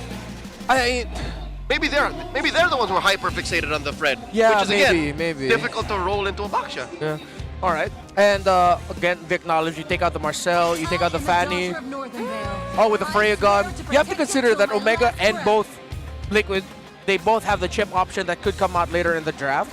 So watch out for that. Sora is now open. You have Sora, Valen open for the initial trades, but they still just want to get steady for Teddy. This is why people are, you know, Yeah. saying Teddy is a marksman merchant. Because they draft around him so early. But hey, has it failed them yet? No. They haven't lost a series with him. They lost games, but not the series. Yeah. First pick, Claude. I honestly wouldn't mind seeing the Valentina from Sanji once again. It had such a great game, but His Cloud is actually undefeated. It's 3-0. but I understand why they prioritize His MMR's on the line. Yeah. yeah, they prioritize the Claude. I mean, old school train of thought. You have one dude who's just known for playing a hero really damn well. Comfort to the comfort. Just give it to him. Yeah. And plus, at the same time, it puts the choice for Omega to get the trades. So okay. their choice was that. The Fredrin and the Valentina. Hey. They want to block the Sora. And of course, as we mentioned, utility for Ryzen. I know Sneaky Dean. So I've been a fan since 2001. 2021. Oh. He was born in 01. He was? No, he wasn't. Even though I'll have to confirm what She year. believed you, Leo. I'm quick to 2021. believe. Since he debuted, I was a big Ryzen guy. Anyways, look at this. Phoveus and Eve to close up early. Even without a target, look at that. The Phoveus so soon. Yeah. Huh. Valentina, because the Phoveus. Actually, the Valentina is a beautiful pick. It is. They knew that they were just willing to give up the Eve here, but then now they are going to be putting a lot of pressure in the gold because your main carry is going to be your gold laner. I think just pick up the carry now. Oh no, but there's an Eve on the other side. Are you okay with it? Harith or carry one of those, but then there's a Phoveus. But this heart remains They pick up the Sora first. That's likely a James hero. Yeah, because if it's gold, it's lacking. Unless they find an angle. That's why they call him Cloud Prince. That's true. Wait, no, that's not why they call him Cloud Prince. He can change the definition. Yes. He can work to change the reason why he's called the Cloud Prince. He is him. He is him. All right, going into the bans, does Omega attack Carl TZ's hero pool? Is that a thing? Yeah. The Suyo's still there and the oh wow, yeah. They got the Harley, so now the Suyo's still gonna be okay, honestly. Yeah. So ban Harley, ban Suyo. Yeah. If they ban the Suyo, Carl's either gonna be he might just end up being left with a Force him on the Haya again? Yeah, exactly. I'm not sure if I we want don't talk about that. Liquid fans don't talk about that. Which again, if this is how the draft was gonna go, the Baksha would have been perfect. But okay, I'm gonna stop it with the Baksha fixation. Yeah, and we don't know what the perk Siva hero is gonna be just yet. That's a bit scary because he knows who he's up against. Yeah. I don't want to see perks on a Cho. There's a Grok still, but Yeah, that he does. Grok would be good. Okay, if this is an XP Sora, trying to see if there's any room for any gold lane fighter. I'm on the fence with the CC. If ever, just pick up your roamer, then play the gold matchup later.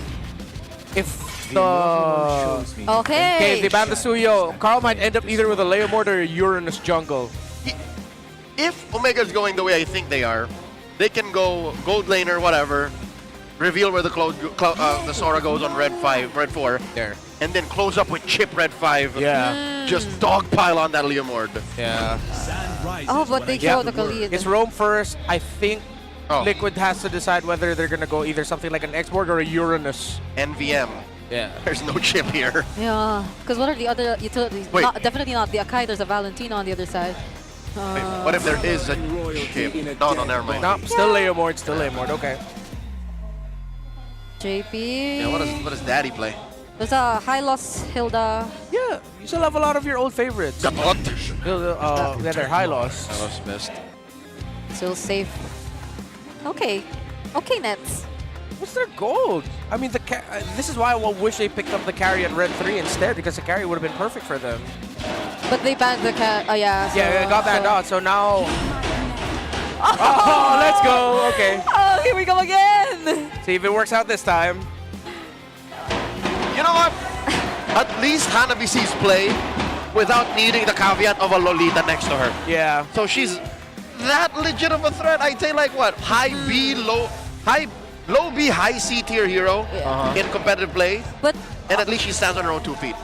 But aren't we asking for more fast-paced or aggressive play from Omega? Because the Hanabis tend to go They can defensive. do it. So they can do it. Super fans, I hope you scan that QR code because it's your chance to win 1,000 diamonds by predicting the winner of this match. And almost 80% of the fans watching believe this is all Liquid. Who is the 23%? I'll say this now. Netsuki is up against a lot of dive. That's a lot of dive. The Hanabi with no dash has to worry about it. Yeah, he has the AGs. No one else is going to be giving him shield, so it's really just his own skill and then AGs. But then after that, there's still a lot of continuous damage that could just be dealt on you.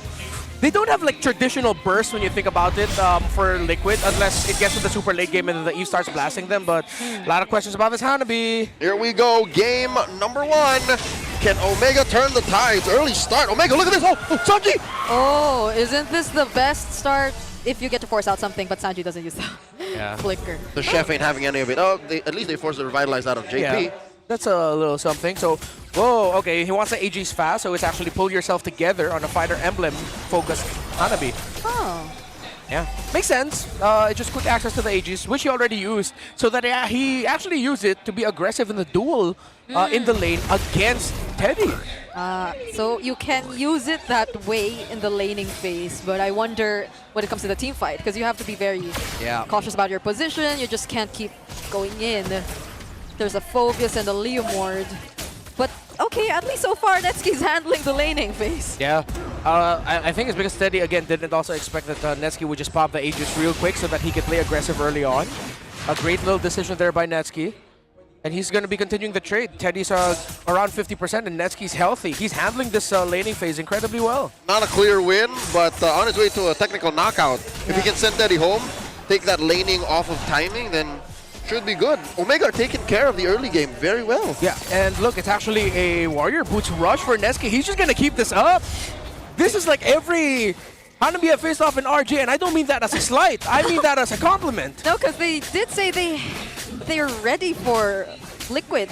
Perk Siva did say that he knew how Liquid played the early game. And it shows. If this is all off of Perk Siva's calls and the rest of Omega playing around it, it makes sense. Turtle already up. Yep. First of the scene is Smart Omega, pulling it slightly over to their side. Penguin has the Evolt. Okay, Perk Siva poking down Sanji, zoning him out really well. Sanji's already half HP once again, but it seems like JP and Sanford are trying to work on Ryzen. That's the Phantom Seed already secured! Dave using Thunder Form! Penguin actually picks up first blood up against him, and it's a double for Omega's captain! Carl TZ ends up getting the Turtle, though, in the end, and Perk Siva gets away. So it's actually good news for Omega that Ryzen didn't go down there. It would have been a big win trade for TLPH. They would have gotten the Turtle and the kill onto Ryzen, but since he got scot-free with barely any health left, it ended up actually being okay for Omega. Which I think is a good deal. We mentioned how, yeah, Netsuki's on Hanabi, there's so much dive from Liquid, but look at the rest of Omega's lineup. They all revel in the fact that, oh yeah, we're gonna dive. Let's fight in the pit, in the paint, like this is what they want. It's a mud wrestling match. Yeah, the idea was clear for both JP and Sanford during that moment, but it was just the two of them going up against these tanky heroes who are prepared to fight back when you try to go and dive them, as mentioned here by Leo. So a clear win for Omega so far. Wait, I mean the dive. Yeah, he did. He's acknowledging your acknowledgement. Thank you. Thank you. That's when you say you're welcome. Oh, you're welcome. You're saying? Yeah. I was saying that I already said what I said. What? Why are you asking me again?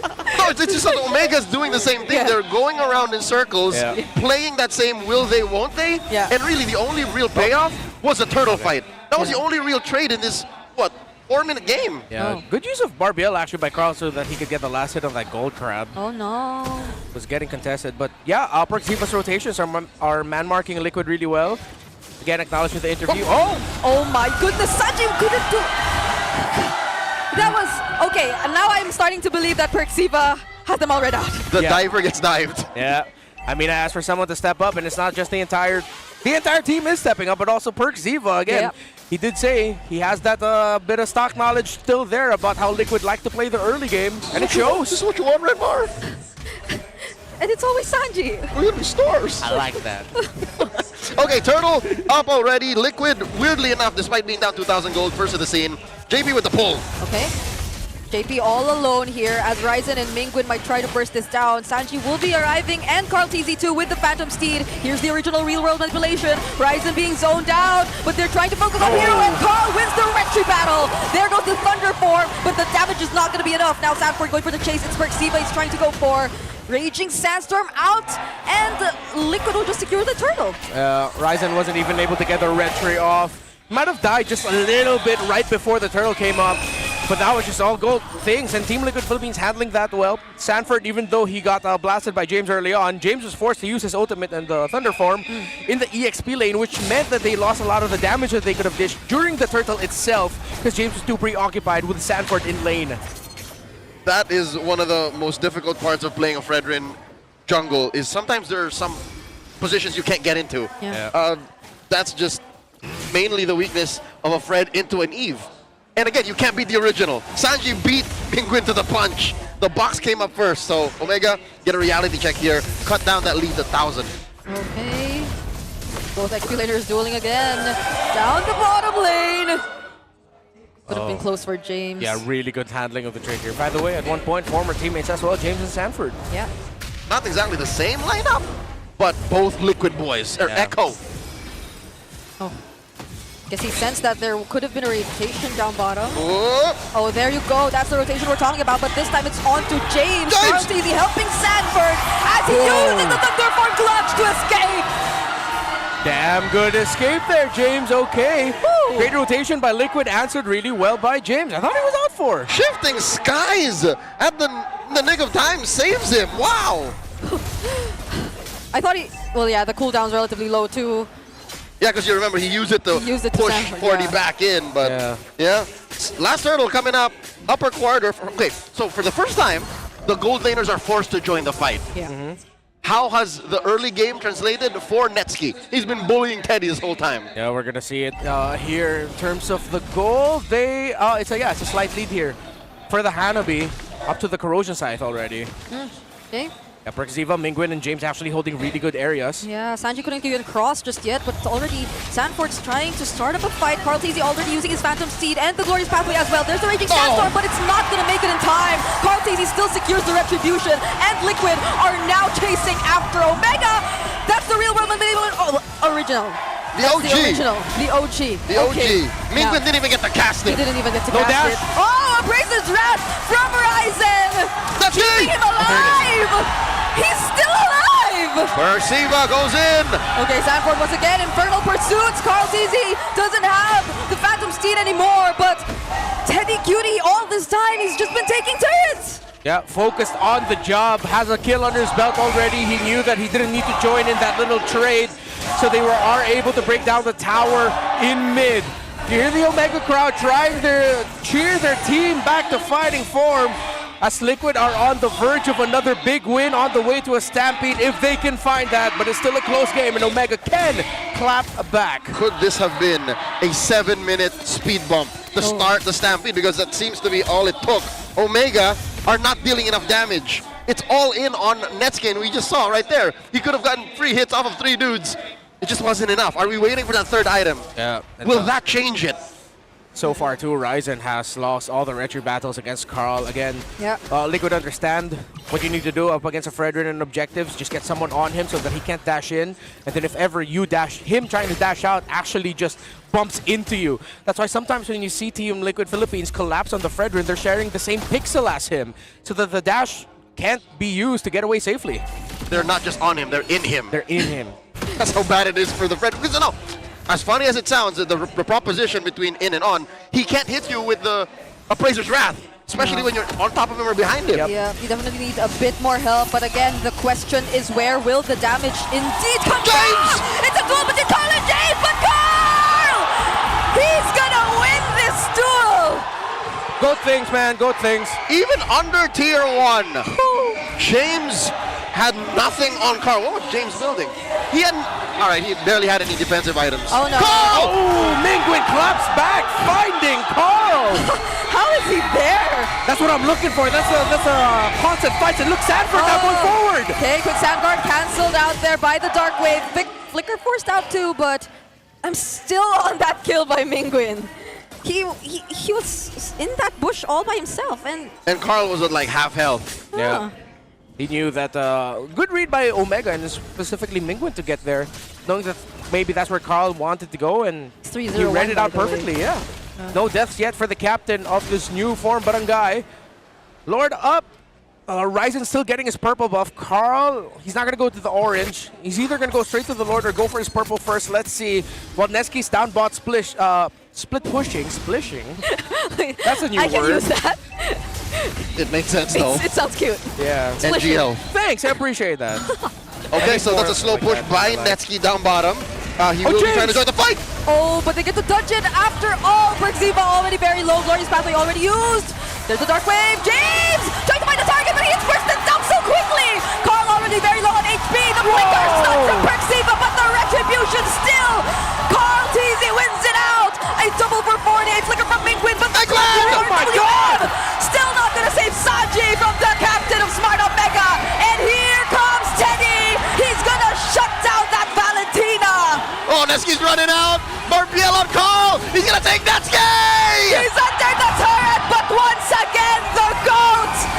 No one's gonna win against the GOAT. And that's a wipeout. Stampede activated. Omega have done a lot right. But in the end, it's the difference between a good retry and an undefeatable retry. Carl TZ just never misses. Season 17, we have seen a peak, a new apex of Carl TZ's skill cap. And I thought he's done everything. He literally has done everything. It's just, I didn't know that his retribution could be sharper. Yeah, Brixiva committed the Raging Sandstorm on the Lord to try and push back Carl, but at the same time put it down to the threshold. So once that Raging Sandstorm landed, Ryzen will just retry it.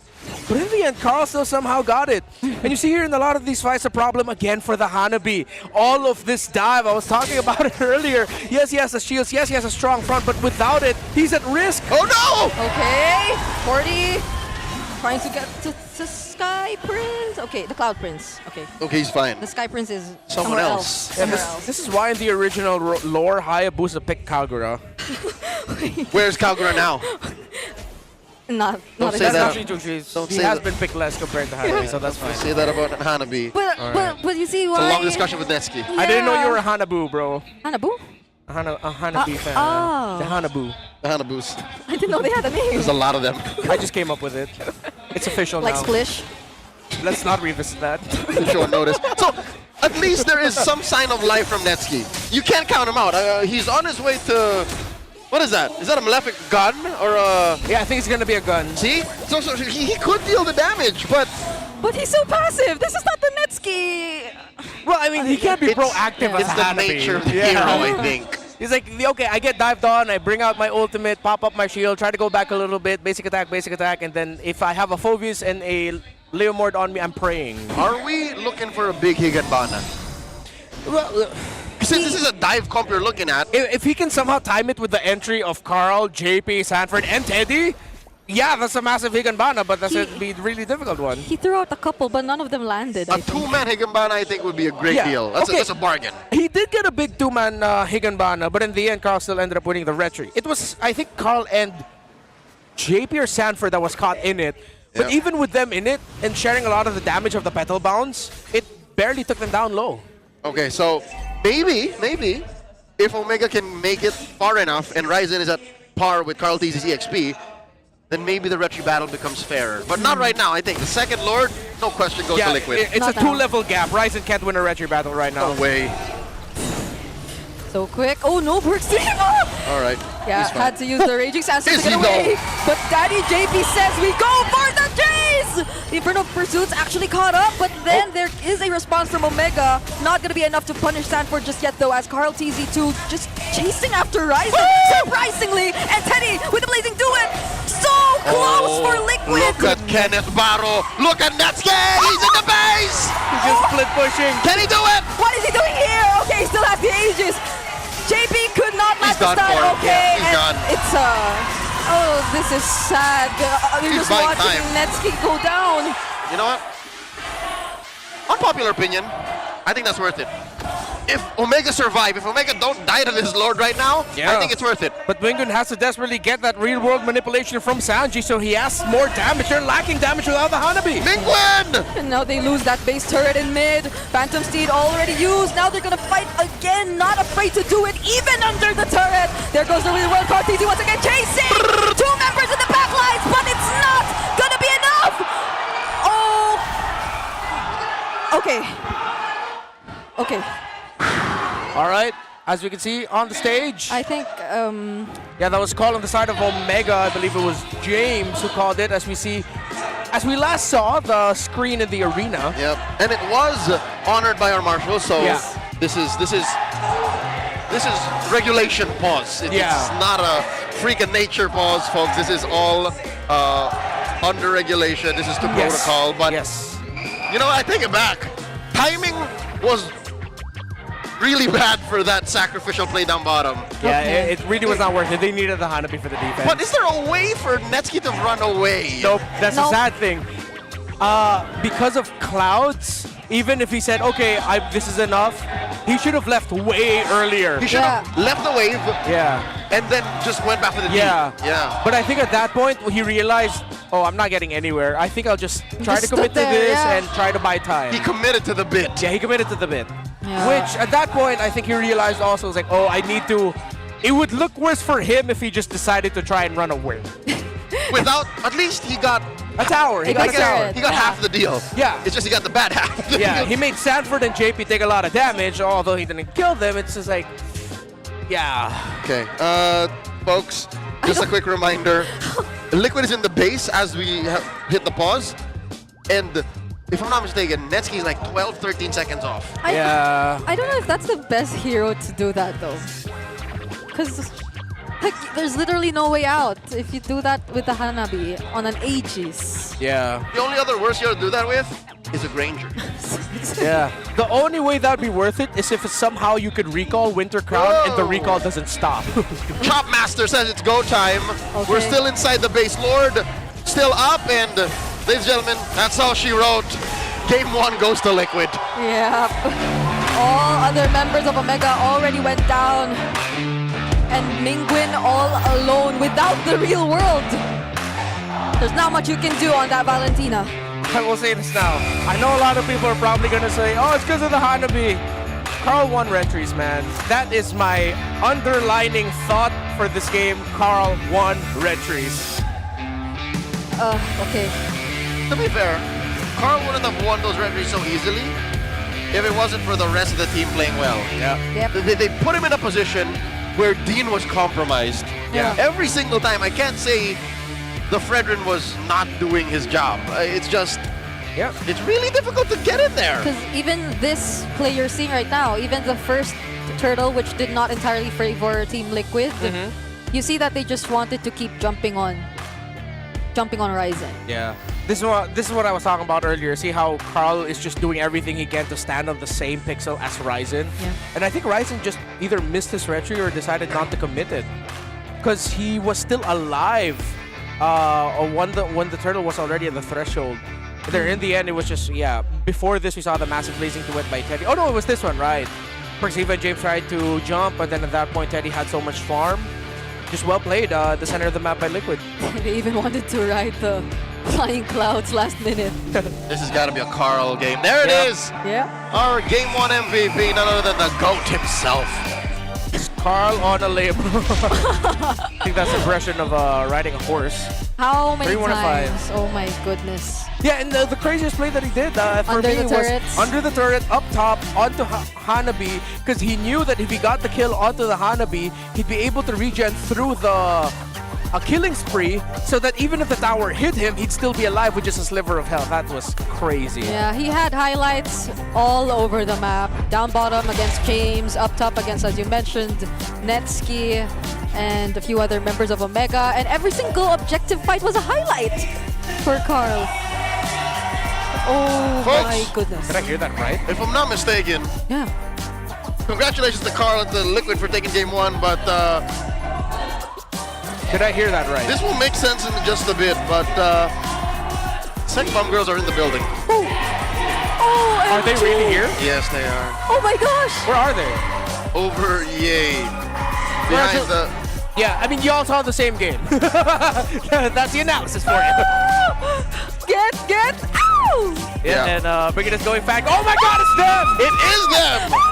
So I believe we will get to know them just a bit on broadcast. So this is a chance for our international viewers to get to know the cultural pop icon that is the Sex Bomb Girls, who had their original start in the early 2000s on a well-known variety TV show, and then just eventually took on the zeitgeist of Filipino culture and music. All in all, for those people wondering why we're freaking out, it's as if twice just entered the building. it's the Filipino Spice Girls. Yeah, it's the Filipino Spice Girls who pretty much came in here. Yeah, that's it. Were you born? Yeah, you were already there at that time. Oh my goodness! I'm baby. Yeah. Okay.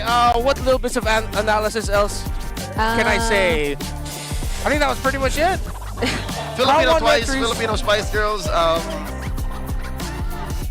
Like if the Destiny's Child. If Destiny's Child, there you go. for the onks out there. Is Rochelle Beyonce? Yes, she is Beyonce. Rochelle is Beyonce, and Carl Tizzy had a Beyonce performance here, man. I thought Carl Tizzy with a retribution.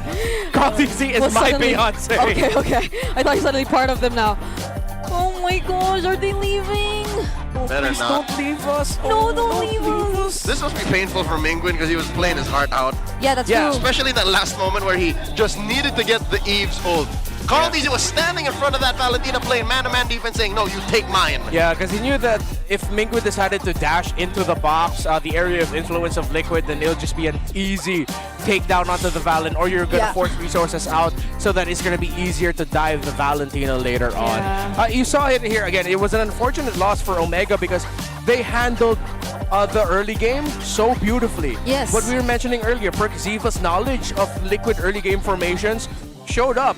But I don't think what they expected was the typical Liquid play of just like throw bodies on the opposing jungler so that Carl has space. Yeah, that's what I was supposed to say, because we had a 14-minute game, almost 15, but half of it was somehow under control of Omega. Yeah, and then they lost it.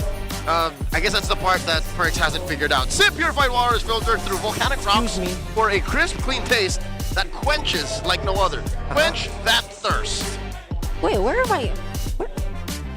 That's a drank bottle. Yeah, why are already. they? What? What happened? You already got. But I have a lot.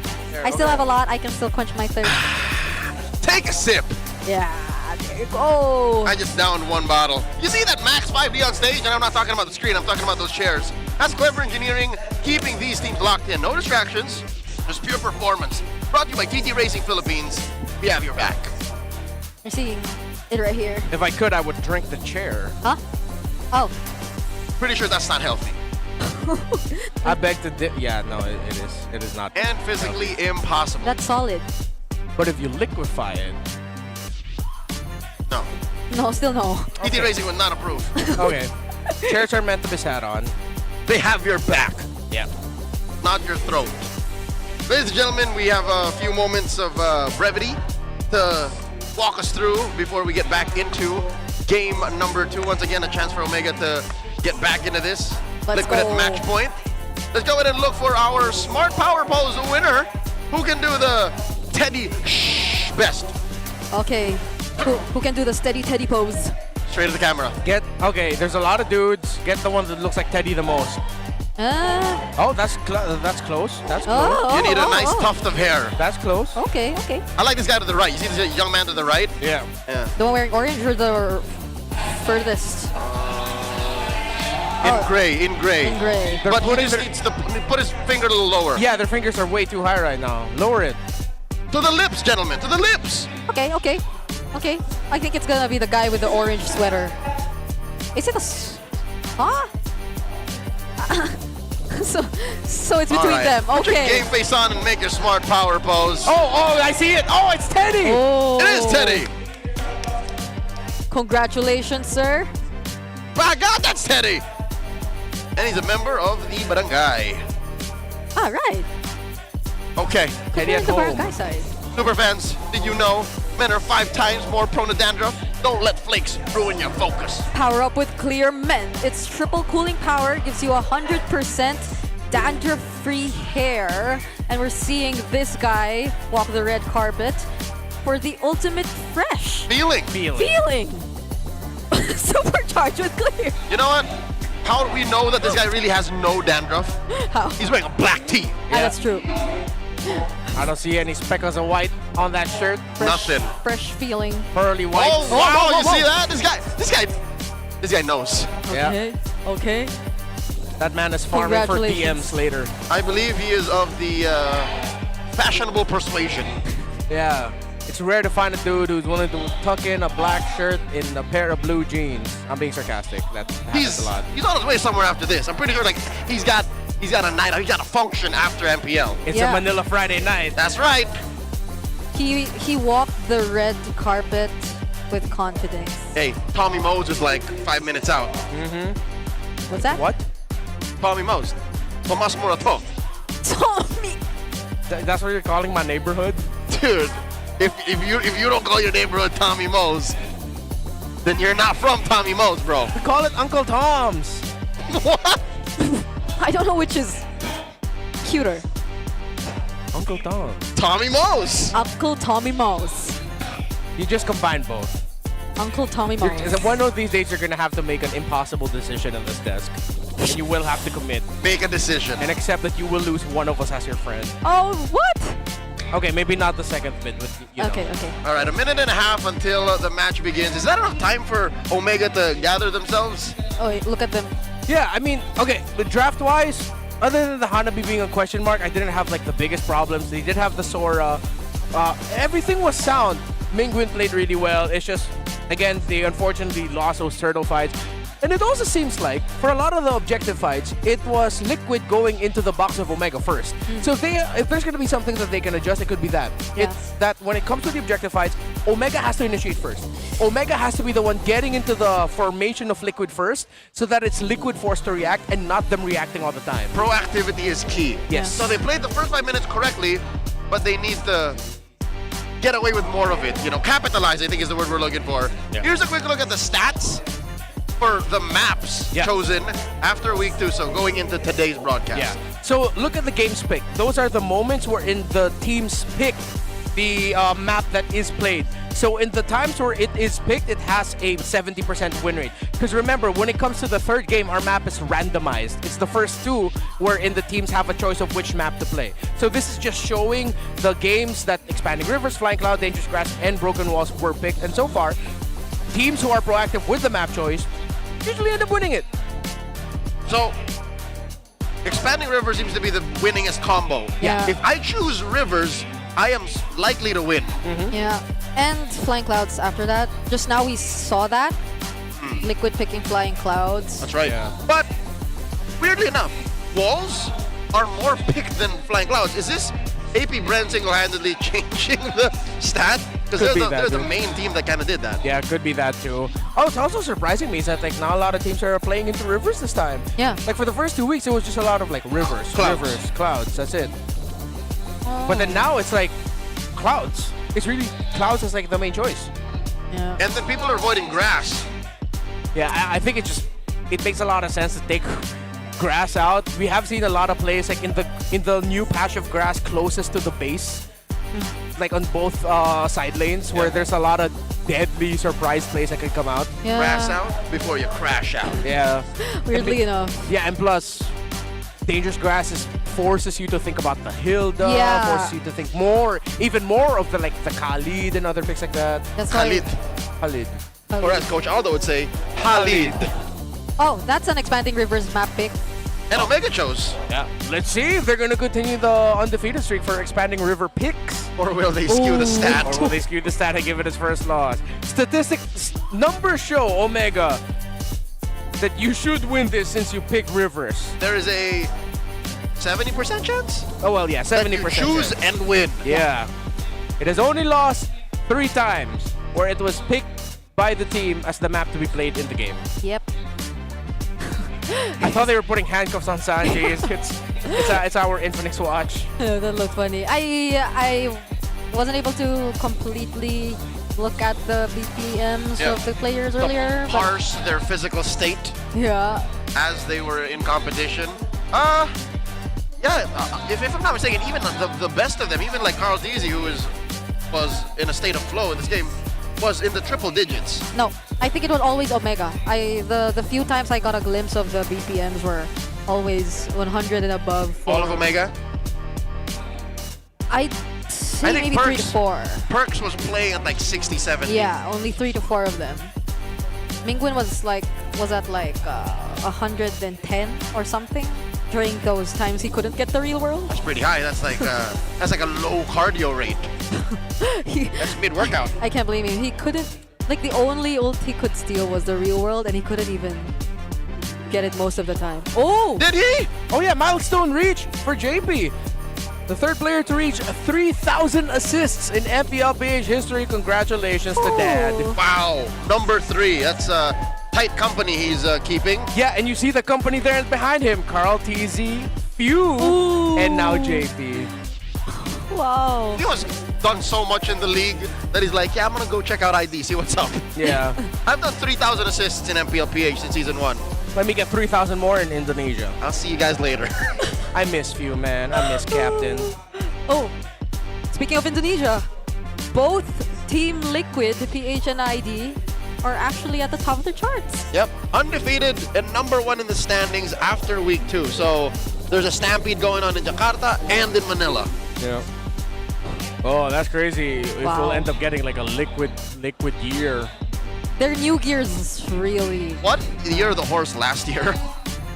Or was no, but it never... Remember the joke was like, if an ID team org is going good, a PH team equivalent is gonna be back. But And that's vice for versa. was that for ONIC? ONIC, but Yeah, then the two liquid orgs never like became champions at the same time.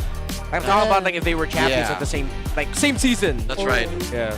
Yeah. So in M6 it was ID's turn. Yeah, it was ID's turn. PH, Liquid PH didn't even qualify then, yeah. Because it was Aurora and ONIC. Yeah. And to make this more surprising, again for us in the Philippines, it kind of makes sense. Liquid is the defending champion. They are the champions of the league.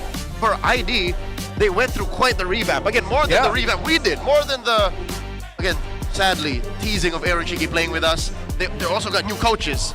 So imagine that times 10. Because they have such a new lineup in Liquid ID. Yeah. That's some trust the process things that they did that eventually worked out for them really well. They lost Weedy. They lost the Ghost. Yeah. Almost feels like what Do they just have Aran left? Yeah, just Aran. Fabian ain't even around anymore in the way that we knew him to be. And it's a completely new lineup for Liquid. Yeah. Similar to, I guess, how we feel about Smart Omega this time. Because I don't even... No, maybe not in a sense that there's even just one player who you could just constantly associate with the org who's been there for the longest time. Yeah, that's why for Omega, that's my challenge for them this season. Get at least one dude to be linked to your org. That when someone says Omega, they think about that dude. All the time. Because we're so past the Omega Chapnu era. And well past that. We even got through like a singular phase where it was a bit of like a Haji era again, but then that went down like really quickly because he ended up like shifting to another green colored team. So who is it now? Ryzen is the eldest from here. Yeah. But he just got back. Yeah, exactly. And then at the same time... Speaking of someone who's the face. Fastest level 15 in the game. He's the face of the game. Well, the team, 9 minutes and 37 on the Suyo. Of course, that makes sense. We were talking about this just earlier for King Kong because he always used to be the guy who reached an early level 15. Yeah. So it seems like in terms of like snowball, if it's Suyo or Harley, there's a good chance if they get the game that they want, they snowball out of control. On average, less than 10 minutes and 10 seconds. Actually, no, with 937 skewing it down, it should be around like 10 minutes. This is 15. Current season stats. Yeah. So going into all time, we'll have to recalibrate, recalculate, because Suyo just got back into the metagame. Yeah, they're being gone for a while. Like, we'll get to the discussion of Omega. I think in game it makes sense like if Ryze is gonna be that guy. Yeah. Because we've heard like Infinix mic checks before, but it was actually Ryzen with very like precise calls of like when this happens, we're gonna go here. After this is what's gonna happen, and then it happens exactly as he calls it. But then when it comes to like big performances, I hate to say it, but I think you gotta put the pressure on the Rook. You gotta put the pressure on Mingwin to be that guy. Oh, Sean was that guy for Twisted Minds last season. And look where that led them. Their first playoffs appearance in their very first season as a dominantly rookie team. They were 4 rookies with MP the King. So I did say that I felt a bit more of that in-game leadership from Ryzen, but Mingwin being the captain might have to really act as a captain. And then I will go back then. I'm sorry, I'm gonna bring it back. Don't ban the Baksha if you're red side. Pick it up for yourself. And then put Mingwin maybe on something like a gimme so that he can be the carry for the team. Yeah. With the Ryzen's playstyle and Perxiva's playstyle, it puts a lot of possibility to make your mid laner the carry. Because naturally, that already gives a lot of space for Netsky, right? Netsky was doing his thing. But you also need the secondary carry if you want to pop off and let that be your mid laner. And that was trouble to begin with. The fact that it was all in on the Hanabi. And they lost the Hanabi in the very last moment, which led to the L. That was like, Smart Omega bans it again, the Baksha. In blue side, though. Alongside the Fred. Liquid, I don't think they're sweating. Coach Snap has no reason to change the way they're going here. They banned the Freya. I wonder if Omega are just going to straight up ban the Claude now. Okay, you know what? Or take it for themselves, but... They banned the Freya, and they banned the... Wow, Fanny Glue, do they? Different perspectives. So we don't, or we'd rather not have the Valentina for Mingwin this time around. I think Renmar's right. You kind of want a hard carry, a core. Not someone that needs like a 2-step process to actually get going, despite how good his Valentina was. Though that's gonna leave it open for Liquid alongside the Sora. Yeah, a lot of options here. Oh. If we don't want to see Mingwin on that. Fanny Glue. It's an expensive Fanny trade. Glue are the previous bans for Liquid. Oh. Okay. They're forcing Omega to take the Valentina. They like it. Yeah. They're comfortable with this whole, we can predict and set where Mingwin can work. Here you go. I am not the only one bound by this. Phobius again. Easy Phobius pickup makes so much sense. Oh. They can honestly just go... At least there's no Eve now, but... Yeah. You can pick up your mid laner later. You still have... Of course. Okay. Of course. Is it every single game that Liquid picks for Teddy in the first phase? Yeah, even there was this one time they even prioritized the carry, right? Yep, that was against Falcons. Speaking of the carry. Yep. It's always? Yep. It's always in first phase. He only has one game, I just don't recall it when, but one game where they picked him up in the last pick. Okay, Carry. Go back to Kalea carry. Kalea combo. Yeah, you get the burst. But your jungler now has to be your entry. Or it could be the EXP. I think they're fine with that. Yeah. Like, what else is left for Ryzen? With the Fred's gone, the Immortal. Suyo's still open, by the way. Yeah. Oh, Gatot. Oh, feels Wow. so good. So, Leomord, Suyo, Fanny. By heaven's mandate. Taking out the Good ban of the Zetian. Shall endure. Okay. What? Is it that tight? We don't... okay. We don't really get to see the Yisun in the jungle anymore. Nope. So at this point, might just end up becoming a farce pickup for Sanji if we're gonna go with this like, remaining pool. Guinevere. Oh yeah, Jungle Gwyn still there. Harley's still open. Oh, yeah. That's right. Oh, Harley Gatot. Is Harley Kalia a good combo? I think it's fine. I think that's enough burst between the two again. Yeah, it's a Twisted Minds approach. And they could get early wins with that. And there's no Sora. There's no threat of the Sora to mess you up. Yeah, you don't have to worry about that. Okay, it's gone. Okay. They banned the Harley. So the Suyo. Yeah, Suyo's still active. What else has he played?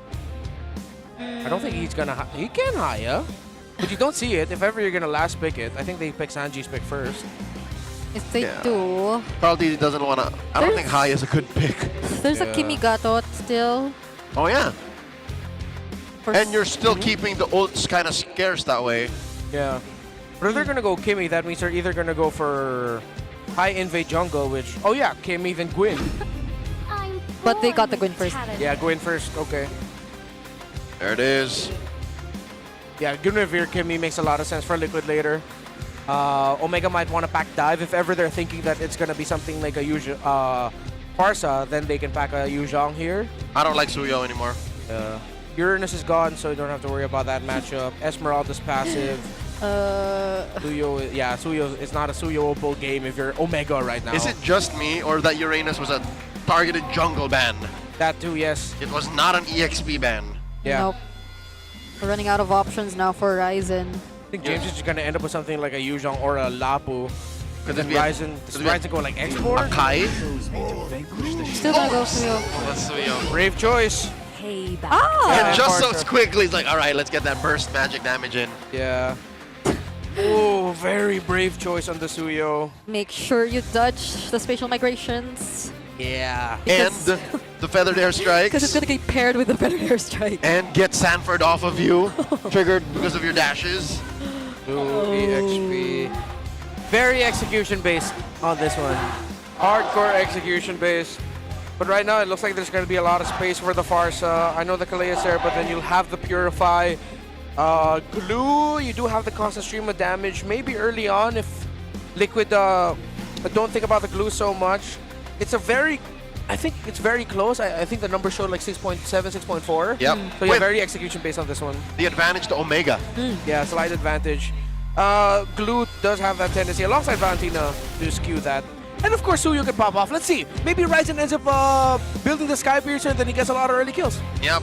Again, just because there is abundance of magic damage on one side means that's a shutdown on the Suyo. Yeah. Ryzen can play his mind out of this, and he's going to have to get his team across that threshold to get us to game 3. Hey. 3v3 Rupture on the Valentina. Great choice there. You're going to be up against a Gwyn and, well, a lot of the frontline dive is going to be near you. Oh. Wings by Wings already. Oh, that's such an aggressive start. Here comes Carl for Team Liquid. Felt like that was a bit of an autopilot moment there by Perks and Mingwin in the mid. But stun! Oh, there you go. We're looking for what the Suyo can offer, and this might just be it, but the spatial migration still gonna keep Carl's easy safe. Early collapse from Omega, pushing back Liquid, so this is them putting their foot down, saying, hey, we can beat! Oh, it lands on Carl! Perksima picks up first blood! There's a two-man toss coming in from Daddy JP, and now Sanji will somehow help him go for the trade. Sanford figuring in! And that's gonna be a punish for Smart Omega. Was that a moment of miscommunication? You see how far Mingwin was off? And Mingwin! I didn't know he was there! That's what I wanted from this game, man. A lot of trades. Messy. But is it trades with purpose? Because at that time, it just looks like Ming was like, oh yeah, you want to fight? Yeah, no, it was straight up trades of like, oh, we got to get something out of this. Okay, let's just take it. I'm in too deep. Yeah, I'm into the... It's at that point they accepted where they were. It's too late to back out. This is who I am. You're in the nightclub, blindfolded. Just go for it. This is who I am, all right? I chose to fight. Hey. Yeah, they needed to take those trades. After that jungle trade, Mingwin decided to commit. Gets a kill onto Sanji. Ended up becoming a mid laner trade. Just levels things out slightly. I don't like these moments as a Suyo, wherein my pathing is selected for me, and I can't go where I please. This is not how you reach early level 15. Are they gonna try to steal? Yeah, okay, they're not. Yeah. So they get the intel that they're gonna go for purple first, so Karthese is gonna go back. Liquid will try to hold this because Sanji isn't level 4 yet, so they can't force anything until the Farce is level 4, because Mingwin already got through that threshold. So JP pulls it back and holds it. Sanford and Sanji being aggressive. Yeah, this is Liquid setting the tempo for this turtle, actually. Yeah, Sanji holding this left mid push. So they already have enough Sanford has to check. Oh, they're gonna commit the Tsunami Slam! Actually on Sanford. Now that's one member down for Team Liquid. Mingwin stealing away the feathered airstrike as well. JP2 might just get caught in this fight. They flicker from James, and now they're on Carl! 3 members of Liquid, or 2, falling down. Masterfully played. Yes. I think Omega rope a dope Liquid into exposing Sanji before they fully collapsed. Yeah, and the difference was this time it was Omega being proactive. It was Perxiva who decided to jump first and start off the initiation onto Sanford. Yeah. So even though Liquid did that whole thing to make sure that the start of the turtle was in their tempo, the start of the fight was decided by Omega. Okay, so at this point, I think Ryzen has found its footing again. This Suyo is no longer hindered by the rest of the map. It's not about the gold lane. Netsky versus Teddy. Quick instant replay how that happened. Yeah, so you're stunned. They force Sanji back to Wings by Wings. And then after the entry of James to get the information, Give me the ult. There it is. Perxiva went in, got the ult onto Sanford. Unfortunately, the first strike of the feathered airstrike, it's just a nitpick. Mingwin, it actually landed to no one. It landed right next to him. Warning shot. Warning shot. It's like, look what I can do. But then he was able to land 2 eventually to end up delivering those 2 kills. Yeah, great call from Smart Omega. And at least they were able to choose a really good target, because considering how Liquid were positioned earlier on, it was just really Sanford who could potentially start things up. And Carl TZ forced to use the spatial migration, but not knocking up anyone already meant so much for Omega. Pull up. Ryzen is 2 levels up on Carl right now. Yeah. So Ryzen has found his stride. He's eating Carl TZ's lunch money, taking small camps away. Yep. They're continuing it. A lot of gold. No first item yet. No concentrated energy for Carl TZ. I think we have to accept Suyo might actually just be busted again. Ryzen has out-farmed himself. He's looking for camps now. He's just taken Carl's away, and he's like, what do I do? The speed, the blade surge, the mobility. Yeah, I think Suyo is just really back. Have to accept it. Despite the condition, look at that. Roam mid trio for Team Liquid Philippines is all magic damage. Theoretically, that should mess up the Suyo. Yeah, he died once, but that was after that really messy trade up top. Yeah.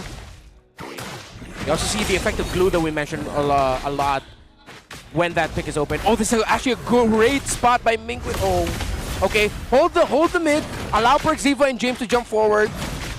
Okay. He's getting real close though. Wow. Yeah, Sanford's not even putting himself up there. There goes the feathered airstrike. Ryzen winning the retry battle. 2-man knock up with the Dark Wave though. There goes the AOG as well. Ryzen might be first to fall, and he finally does. Blazing Duel cancelled out by the Tsunami Slam, but Liquid are still going for the chase. Now they're all trying to fight close to their turret. A flicker from James, taking down Sanford. Another knock up from Carl, but they must get away. Netsky, he's landing too much. 3 hits. This is the second time Netsky has left his lane to join the fight. First time around, he didn't need to. Turtle handily went to Omega. This time, he made the difference between a free turtle take and a trade for Ryzen. They're not done, they're still going! Oh, okay, flicker from Mingwin. It's gonna be okay. Okay, alright. Nothing for Liquid still, but again, Omega are really making the most of lost time from game 1. Yeah, that was honestly a beautiful recovery by Omega in that last fight. I thought that Liquid would be able to continue to the Stampede, but then they repositioned, reoriented themselves, gave a little bit more space for Nesky so that he could free hit. And Liquid might have blown a little bit too much at the beginning of that fight, hence why Omega had the resources to turn things around. Yeah, that's still a 2-level gap you're looking at between Carl and Ryzen.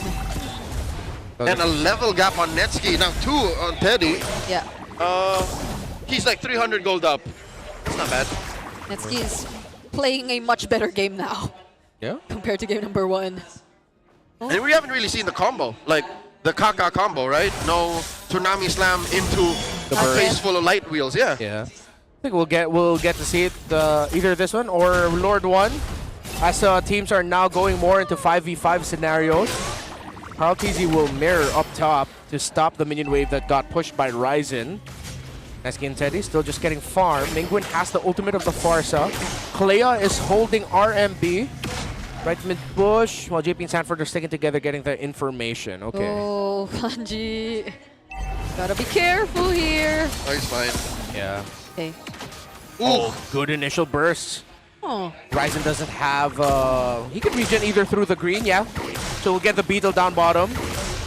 Regen health. Teddy! Oh! Teddy! What? just happened. Sanford though might just go for the punish wing window. Two-man stun coming in from Ryzen. AOG, but it doesn't really knock off anyone. But fortunately, Carl, he's able to do that for the team. Team Liquid might just have turned things around, but that's a grab from James. Could it be enough to take down Sanford? It's not. And yet again, another feathered airstrike and the die from the cavalry. That felt personal. Yeah, that really did. They didn't need to commit that much. I mean, the Lord was already up, but I think they said, you know what, let's just make it a sure thing. Netsky, what are you going to try to do, sir? Netsky. Netsky. That's 5 members of Liquid. Oh. Here comes Big Win. Oh, wait. Okay, he didn't do anything. Not yet. Yeah, they're going to see if they can get, okay, free hits. There you go. Oh my god! Wait, yeah, might actually just do something. Okay, the knockup, he had to cancel it out real quick. Oh, Now that's he's Teddy! keeping it on Teddy, but the BMI was ready to keep him safe. Oh my gosh! And JP gets away with a sliver of health. Okay. No harm done. Omega did not die, and I think what they were trying to do was get battle spells off of Liquid. Yeah. But because of that, because of them holding that bush and positioning the way and fighting the way they did, they denied Liquid a solid lead. Because Liquid could not do anything else on the map. Yeah. So now this is where they're going to try to find that space around it. Push up top. They're going to escort the Lord, go through the jungle, see if anyone from Omega might overstep, lose their footing. They're just going to try to make sure they get the charge away. 3-2 split. They go into 2-1. Oh yeah, it's still going to be 3-2. They just left the Lord down bottom. Oh, JP behind enemy lines. Has the info. They're going to try to break the tower in mid. Okay. Yep. Yeah, they just give it up. Too much for Omega to step their foot down and say you cannot push for it. This is tough. Again, Liquid have found a way to be aggressive again, and this is not the same story as Game 1. Yeah. It's just the milestone was pushed back further. In Game 1 it was what? 7, 8 minutes? Now it's 10. Yeah. It's as if the 2-level gap didn't even happen. Is it gone? It got washed away very quick. At this point, Carl is level 13. Yeah, they're even. That's it? Yeah, there's no more gap. In fact, Carl has a slight lead in terms of gold. Who'd have thought that it wouldn't be the Guinevere nor the Farsa that really took down Ryzen? It was the Gatot.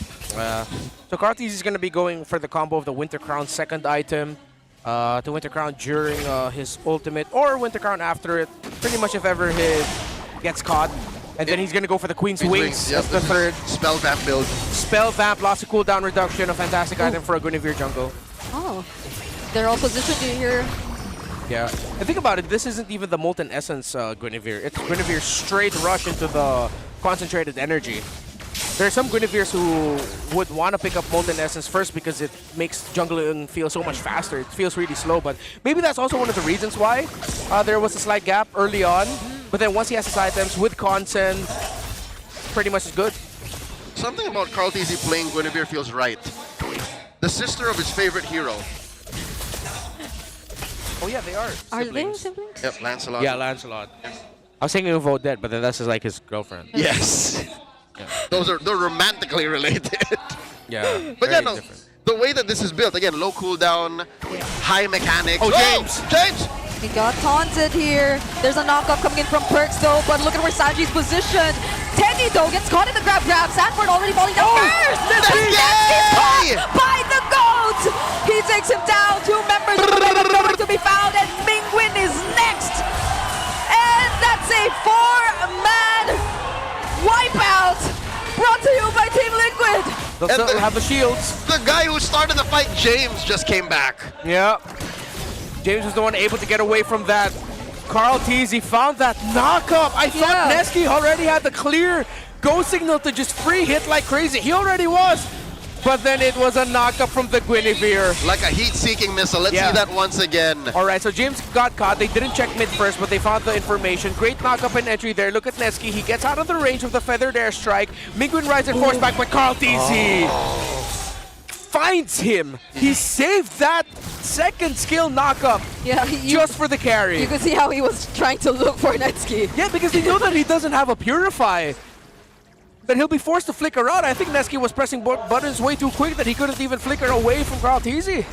There was also a lot of spell effects, so if he didn't see that, I don't blame him. So, this is a lineup that bumps into each other in a very specific way. Yeah. Neither want to keep a box. but Liquid run through the box worse. Yeah.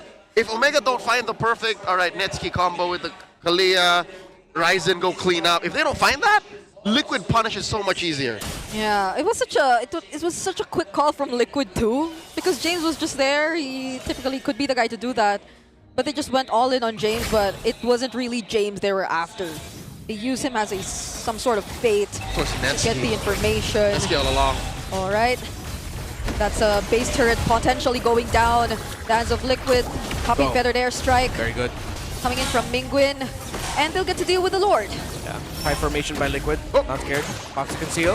Oh, the knockup! And the taunt is James yet again, who's going to be the target. Revitalize already committed as well. Sanford already under the turret. Committed and Team Liquid finding themselves under the turret, but still successful enough to get the kill. But Netsuki alive! Netsuki being alive could save this game for Smart Omega! 2 for 1! Liquid get punished for pushing in too deep! Yeah, Omega find the turnaround. Team Liquid Philippines didn't respect, and the tower in the bottom lane is still standing.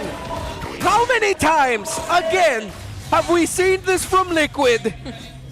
With a big lead, around 11-12 minutes in, after the first or second Lord, they'll dive heavily under the base turret, and they don't get to take it down. The base turret damage ends up punishing them. But Omega are far from out of the woods. They are literally still under the boot of Liquid. This next Lord in a minute, I'd say, unless Omega get a pickoff, should go to the Cavalry. Yeah, I like this formation by James and Perks. They're just shadowing for Netsuki so that he can finally get a bit of a minion wave push down bottom. That'll force Liquid down. Omega will make their way up, handle mid. They'll reposition themselves either around the Lord, the Y Shrubs, or hold this one, RMB, and see if they can get a member of Liquid going through. They go for the conceal. Oof. Okay. What are they looking for? Anything? Yeah, they were hoping to spot someone. I think that's the start of this whole comeback. Again, the contest for the Lord begins with a free pickoff. Because they cannot take Liquid as a full 5-man. Yeah. Netsuki has a Wind of Nature now, and at the same time, a Malefic Gun. Carl has a Winter Crown too, though. Their turn, it's their turn. It's their turn! And speaking of, they're not even going to use anything we mentioned. It's just going to be a pickoff on James. Sanford gets the kill. And a quick transition to the objective for TLPH. Yeah. Another green light go. We took one away. They're scared to even contest. Yeah, they're just going to have to open up the map. Unfortunate. If James was just able to get his combo off, but too much crowd control for Liquid stopped him. If he got a mount, that would have been a sign for Omega to try and fight and help him. But since he didn't, that's just an easy Lord for Liquid. The third one of the game goes to them. Yeah. But Omega get a tower down bottom. And this is just me, or is Netsuki once bitten, twice shy? Even before he knew Sanford was coming, he's like, I'm done. I'm not doing that again. Yeah. He just gets the hell out of there, leaves the lane. Fortunately, I think Omega can clear this. And again, they don't fall to the trap of, let me just push this inhibitor. Yeah. So at least they're a full 5-man on the defense now. No, Netsuki's not going to do that this time around, right? Yeah. They're going to need him. Still the same issue. Mingwin needs to get Feathered Airstrike to even think of getting a beneficial defense. Ryzen is going for really far back because Omega doesn't want this to be a 3-lane push. So he'll cut this wave so they only have to deal with 2 lanes. This is Fanny-like and Ling-like movements. Yeah. So 2 lanes. Let's see if Omega can handle it. There's still 1 wave down bottom though. That'll be enough for Liquid to take down almost all their base turrets. Ryzen making it back in time. JP having to use the AOG out. Yeah, and they're happy with that. Yeah, it's also just unfortunate that it was a cannon minion that got through. If it was a normal minion, Omega might have been able to handle that, but still ended up becoming a soft 3-lane push just because it was a cannon minion that went through in the bottom lane. Well managed by the barangay. Yep. They're still in this, but again, this next Lord in a minute and a half, I'd say it's still very much wearing a Liquid jersey. Yeah, a big gap between the Roman mid of Omega. They need more items for their damage to be felt, but they do have the damage already through the Suyo and the carry. But difference between a Valentina being able to pump up a little bit more damage as far as a cosplay could mean, win or loss for Omega. BOD already now for Ryzen. Yeah, Mingwin's obviously trying to get that feathered airstrike. Yeah. But Sanji just won't show himself. Not until the last minute. No. Wow. Or second. Yeah, it's like he has to put himself in harm's way just to steal the Feather Dash strike away from the Farsa. And then he'll have to commit dashes to get out. Oh, wait. Is Netsky going barefoot? Yes, he is. Yeah. Goes RGM. Steals... Sales, excuse me, his boots. Teddy has the same plan. Yeah, now he goes Windtalker. Okay, Liquid are in the very late stages of their builds. And they're going to try to end it with the next one. Let the minion waves push. Waiting for the turtle. Lord, excuse me. And then maybe Liquid might even, because there is a Windtalker on a Claude, could be a potential angle for a split push. Ooh, could Teddy make like Benny? Yeah. Oh. Teddy has to try his best Benny Cutie cosplay here. Although Omega have had very long games this Yeah, that's season. true. They are part of the longest game so far. I don't know if it's another late game poison kicking in for Smart Omega, but Oh my god. James? they are capable of extending games if they wanted to, but James that seemed a bit too terrifying. That's what I was saying. This little soft counter situation. Yeah. Glue it to a Claude. Yeah. Max AOT stacks off of a single split. Yeah, he has Blade, Armor, and Chastise Pauldron. Because his Art of Thievery is just so easy for him to max out. It's like, difficult. Yeah. Okay. Oh, perfect spot for Sanji and Kartiji, by the way. Oh! It's Netsky who they actually go for! AOT! Still knocking him up even though he nearly got away! And now it's gonna be Perxiva falling next.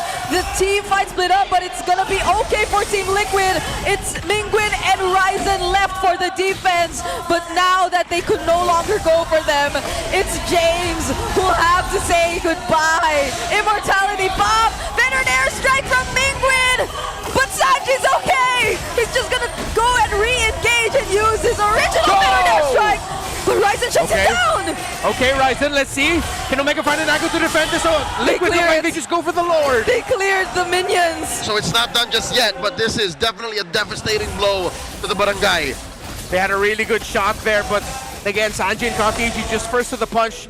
That push in the bottom lane. Ryzen trying to get close. JP zoning them out. Yup, the taunt did not connect. But Ryzen, he cannot make it. That was more than enough. He needed to sidestep that taunt. And that just gave the space for Liquid to get the Lord. It comes out immediately. Sanji will be back on time. Can Omega pull off a miracle and defend yet again? One more chance. A big Lord defense. Though, oh my god, fourth this game that Omega has quelled and pushed back. This Lord is evolved. He's huge. He's massive. Yeah. Ryzen couldn't go for another play on any side of the map. Liquid have taken care of it really well. Daddy JP though, gonna get punished here. Immortality already popped the grab 2, landing on Sanford. And this might just be an opportunity for Smart Omega. Sanford going in, but he's getting shredded down. Another Immortality pop by the barangay. And that's 2 members taken out by Omega. The frontliners bit off more than they could chew, and Omega punished them for it. Same time, the back line of Liquid looked like they were zoned out. They knew that they couldn't get close enough, because it would have been a big threat of a potential wipeout if Liquid decided to go all in. Kartiji also couldn't find the angle to try and jump on Netsky. And still Omega are fighting. Let's see how much space they could just find. Because Liquid, give it to them. They actually got that at the right time. Let's see what was happening in the backline situation. James standing in front of the members of Liquid.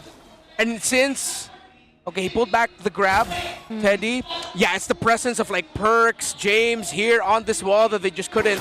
And at that point, if you're Liquid, you're not going to risk it, because if you do decide to go for it, you might get wiped out. Yeah, that did feel a bit impatient from Liquid. Yeah.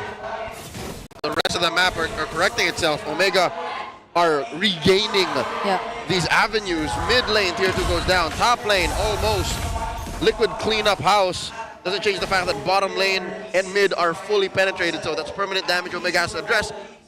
Luckily, they can thank their stars that the long lane is where the Lord is. Oh my god, JP! JP doesn't have his immortality, but has the AOG. Now it's a counter from Team Liquid Philippines. Kartiji using the Violent Requiem. They'll have to run away. Oh, James might be in a bit too deep. There's nowhere to run if you're James. Ryzen 2 trying to jump in and join, but he gets knocked up by the Dark Wave, and now is bursted down by Liquid. But oh my gosh! Still gets to dash away. Perxiva will be the exchange, but then Ryzen still unstoppable. Picking up double kills, but Sanji with an off-angle Minions! Minions! It's over. Ryzen left, freezing in place. Liquid have shut down the Poison as they sweep and go and continue their streak undefeated. That is a heartbreaking way to lose the game if you're Omega. Bit off more than they could chew, and it was the minions of Liquid that finished off the series. That could have looked like such a great fight for Smart Omega. Oh yeah. But then I don't know if mid team fight they realized that they had some waves, they had some minions to clear, and that made them a bit more hesitant in terms of the calls, but that could have been something for Smart Omega. It's such a, exactly how you mentioned it, a sad way to lose this game. I think they were fighting that fight because they were so desperate to get a win. They thought they'd be able to take JP down right away, and then when they realized, oh, we have to put in a bit more work to go for a 1-for-1 trade here, because James is caught in the back, all that time they spent trying to win that fight meant that the minion wave and bot just ended it. The map was not on their side. Yeah. But it seemed like the fates were, because they were playing with heart. They were, again, man to man, from roll to roll, doing their best to pull from this almost impossible feat. Yeah. But as it is, and it happened all suddenly and one at a time at the same time. And that feathered airstrike from Sanji too. The way he just flew around the team fight and landed those feathered airstrikes. It's like those volleys had Netsky's name on it. Yeah. There's something there in Omega, man. You just need to mold it and like make it all finally shine. I see the vision, but do they see that themselves? That was a bit deep. Ladies and gentlemen, we're going to be hearing from our defending champions again on their X-Win. It's Liquid. The stampede continues for Team Liquid Philippines! And what a game to end our day one of week 3, 2-0. And Sanji, we want to know, bago yung timpla nyo this season, paano nyo napapanatili na ganun yung performance nyo game after game? Siguro, mas nagpo-focus na kami ngayon sa scrim, hindi katulad dati na bara-bara lang kami sa scrim, ganun. So, siguro mas magiging consistent kami this season. Hindi namin in-expect na bara-bara lang kayo sa scrim dahil iba talaga yung performance na nakikita namin sa inyo on stage, Sanji. Pero gusto ko ngayon tanungin, si Daddy JP. JP, dun sa game to na yun, parang nabibigyan ka pero nung huling moment, alam nyo na ba na kayang tapusin nyo ng minions nyo? Ano po, hindi po. Kasi nag-focus kami sa clash eh. Magti-teamfight na rin kami, ganun. So nagulat din kayo na ganun yung naging outcome nung game to na yun. Wow, grabe lahat kami na surpresa with that result. But right now, I want to talk to Carl TZ.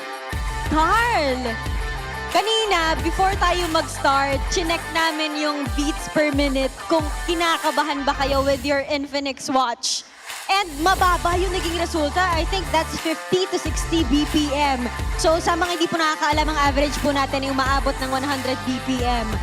Hindi ka ba talaga kinakabahan sa mga ganitong matchup kahit may familiar ka na dating teammate? Hindi naman po. Pero pag bago mag-start. Pero pag nasa in-game na kasi talaga nakapokus na ako sa game.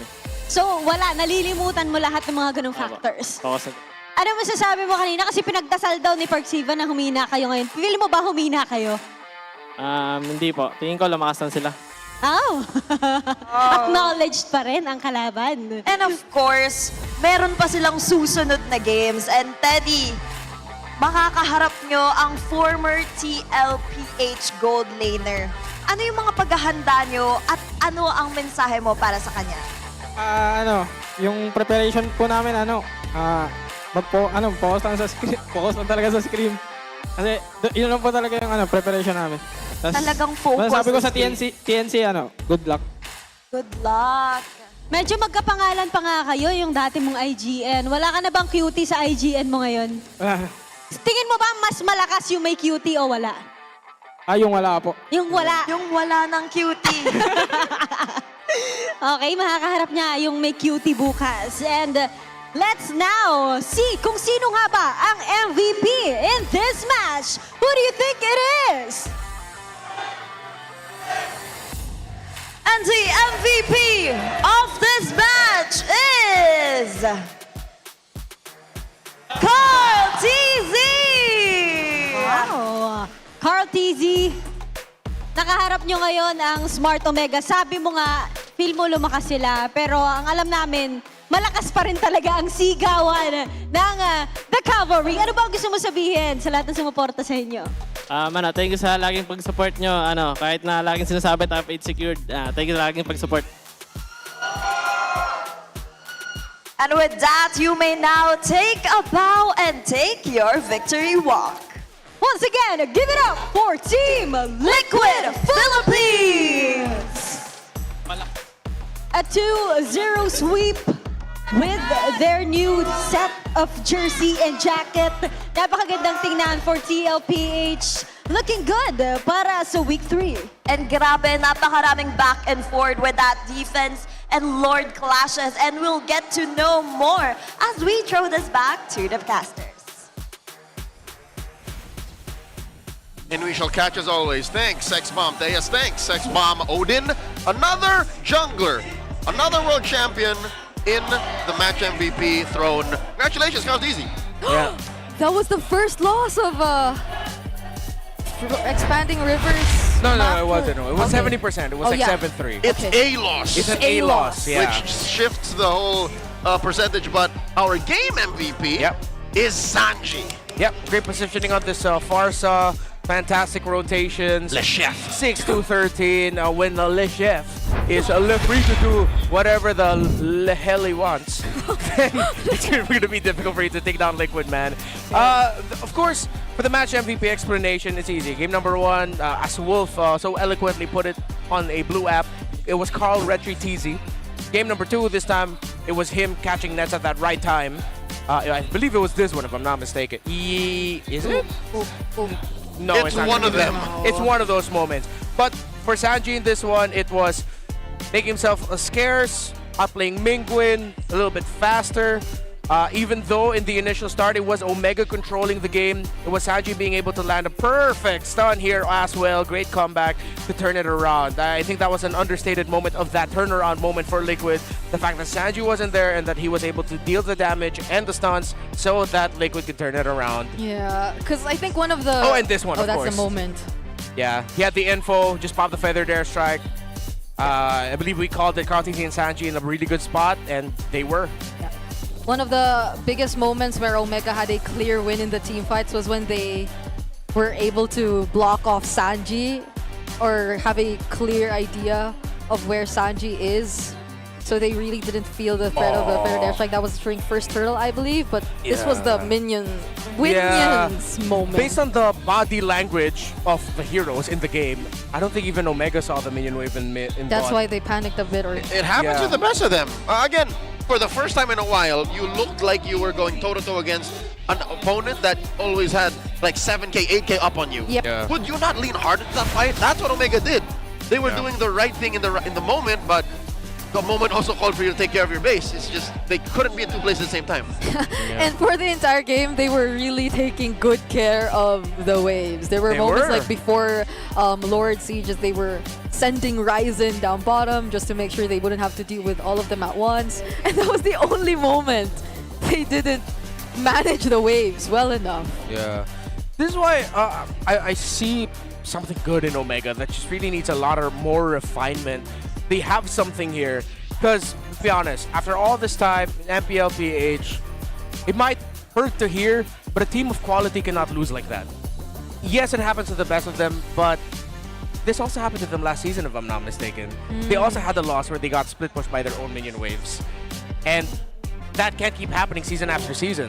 So, fix that, because it looks like, again, let's give this one to Omega. Early game for both two games, very good. They were reading Team Liquid Philippines really well. All of them. All of them. Some fights also looked like they were able to dance with Liquid. But then everything crumbles at one point, like around minute 7, minute 8, it just gets taken over by Liquid. So the early game for Omega is there. They just need to refine what happens after that early game. What was it? How you put it? You see something, it's just not all there just yet. Yeah. It's always the 7 to 9 minute mark. Yeah, for something Smart happens Omega. to them there. And I think that's also why some of their games go on for very long. Yeah. Well, that's one thing you could look at positively though, that they're able to really extend games, go for really long or constant base defenses, but Retracted sequences. but then that one moment was the only moment they did not depend on a simple mere base defense. They wanted to do something different, but I think it's still a learning experience for Let's them. take a listen to how Liquid closes off these games as we go into our Infinix mic check. Tinya. Wala ko ulti kari. Paubos na. Ayun, kaya na kasi. Nako mo.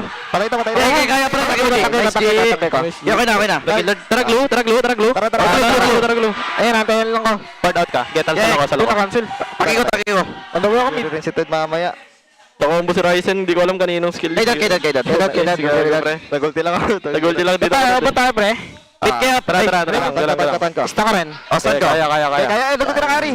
Ay, buhat ako. Diyan ako. Sabit sa akin, pre, ah. Kari sa akin. Kari. Nabulti mo na yun. Kaya pa. Nice G! Ista ko yan. Counter curl. Di makapalo yung kari, pre. Wala, kahit tayo niya pasabugin niya doon. Di naman natin. Pangarapan, wala ulti kari, pre. Chill nga. Pangarapan lang. Gulo mo na lalayo. Babak. Game top nila. Wala. Oh. Ulti kari. Kaya. Imo. Kaya. Kain nga kari. Sapay ko. Sa kari, boy. Kaya. Ulti kari di saya. Nice game. Nice. Nice. For international viewers, Kaya is basically the rough translation of Bole. Ken. Yeah. I can't keep going. Yeah. So that's their main shot call. So Liquid trust each other and trust themselves enough to just make the call of, can we do this? Can we go? Yeah, and there were a lot of shot calls also of nice one G. Nice G. Yeah. Pretty much telling Sanji, good job, man. Yeah, I think it's every time Carl praises a certain hero, you know that there's likely or that's likely gonna be the MVP of the game. We'll talk more about Liquid's win, but first I got a question. You think you have what it takes to run the show? With eProject, Esports for Everyone, we're giving you the power to bring the MPL energy to your own local community. I don't believe you.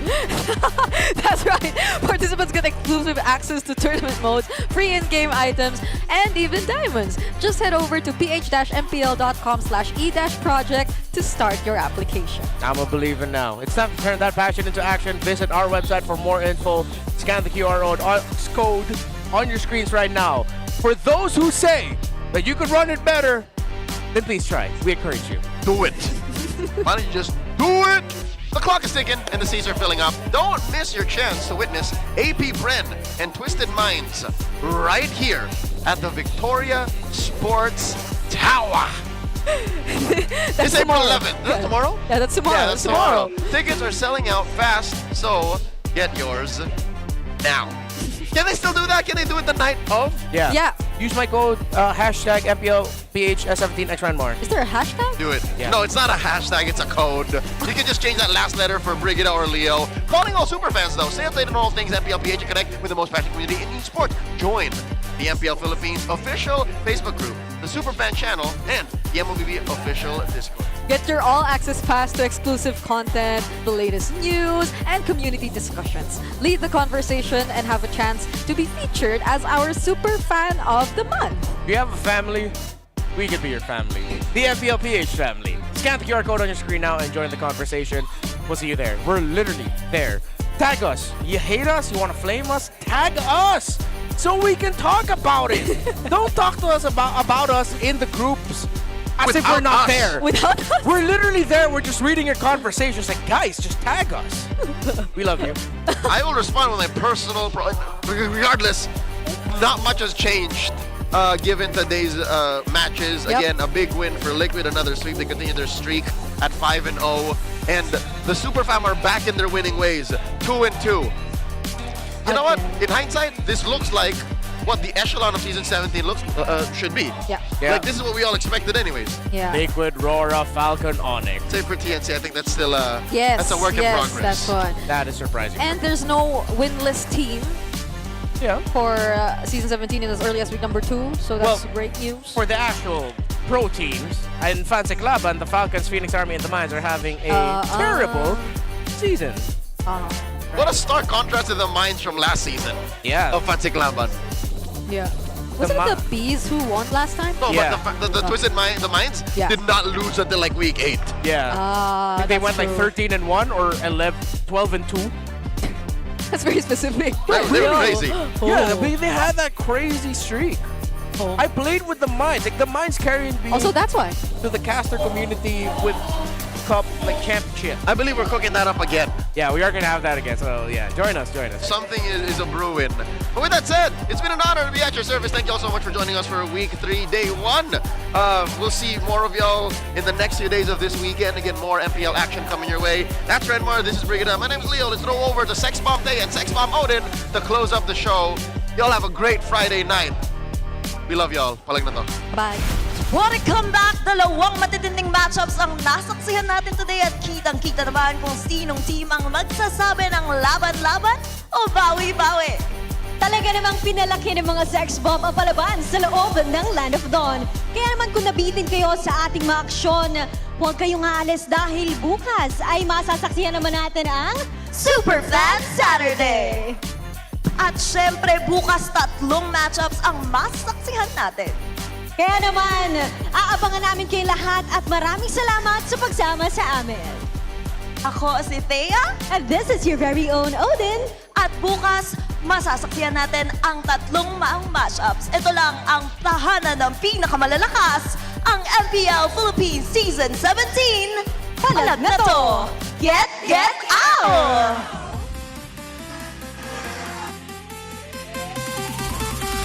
17th season of MPL Philippines is brought to you by the following sponsors. Infinix, the official gaming phone partner, the power behind every Madlang gamer. Smart, the simply reliable connectivity partner of the MPL. Our partner in esports, Clear Men. And our strategic partners, TT Racing, Ferry, and SIP. Don't miss any MPL action by following our official Facebook and subscribing to our YouTube channel. Follow MPLPH on TikTok for more content. Experience the lakas ng Pinas of MPLPH Season 17 live at Victoria Sports Tower. Grab your tickets now via the official MPLPH website. MPL Philippines is monitored and supervised by the Games and Amusement Board.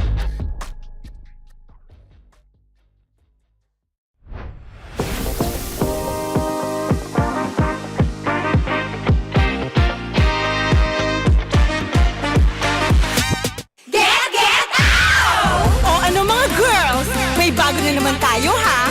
Malamang matutuwa na naman ang mga bata at matatanda niyan! Get out! Maglaro tayo, di kami patatalo. Maski duo o trio, kahit 5 man pa kayo. Kahit pa sabay-sabay, ang kalaban sasablay. Kung mag-rank ang pambilis, Sure na wipe out! Get out! pili na ng lane. At mag-pick ka na ng hero! Sa mid lane galingan mo. Pag nag-ulti, dapat sakto!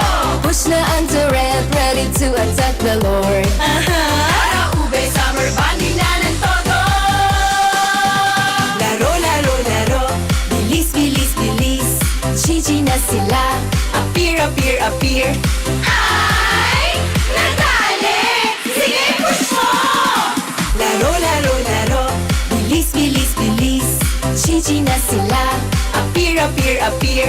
Ay! Natali! Sige, push mo! O ano? Sasali ba kayo? Lahat ay masaya. Pwede dito kahit sino. Nasaan ka man, nasa bahay o trabaho, pwede niyong laruin to. Success one tayo ay panalo! Abilis to be one half, one fourth, one fourth, one half, disappear, appear. Abilis to be one half, one fourth, one fourth, one half, disappear, appear. Abilis to be one half, one fourth, one fourth, one half, disappear, appear. Abilis to be one half, one fourth, one fourth, one half, disappear, appear. Laro, laro, laro. Bilis, bilis, bilis. GG na sila. Appear, appear, appear. Ay! Natali! Sige, push mo! Laro, laro, laro. Bilis, bilis, bilis. GG na sila. Appear, appear, appear.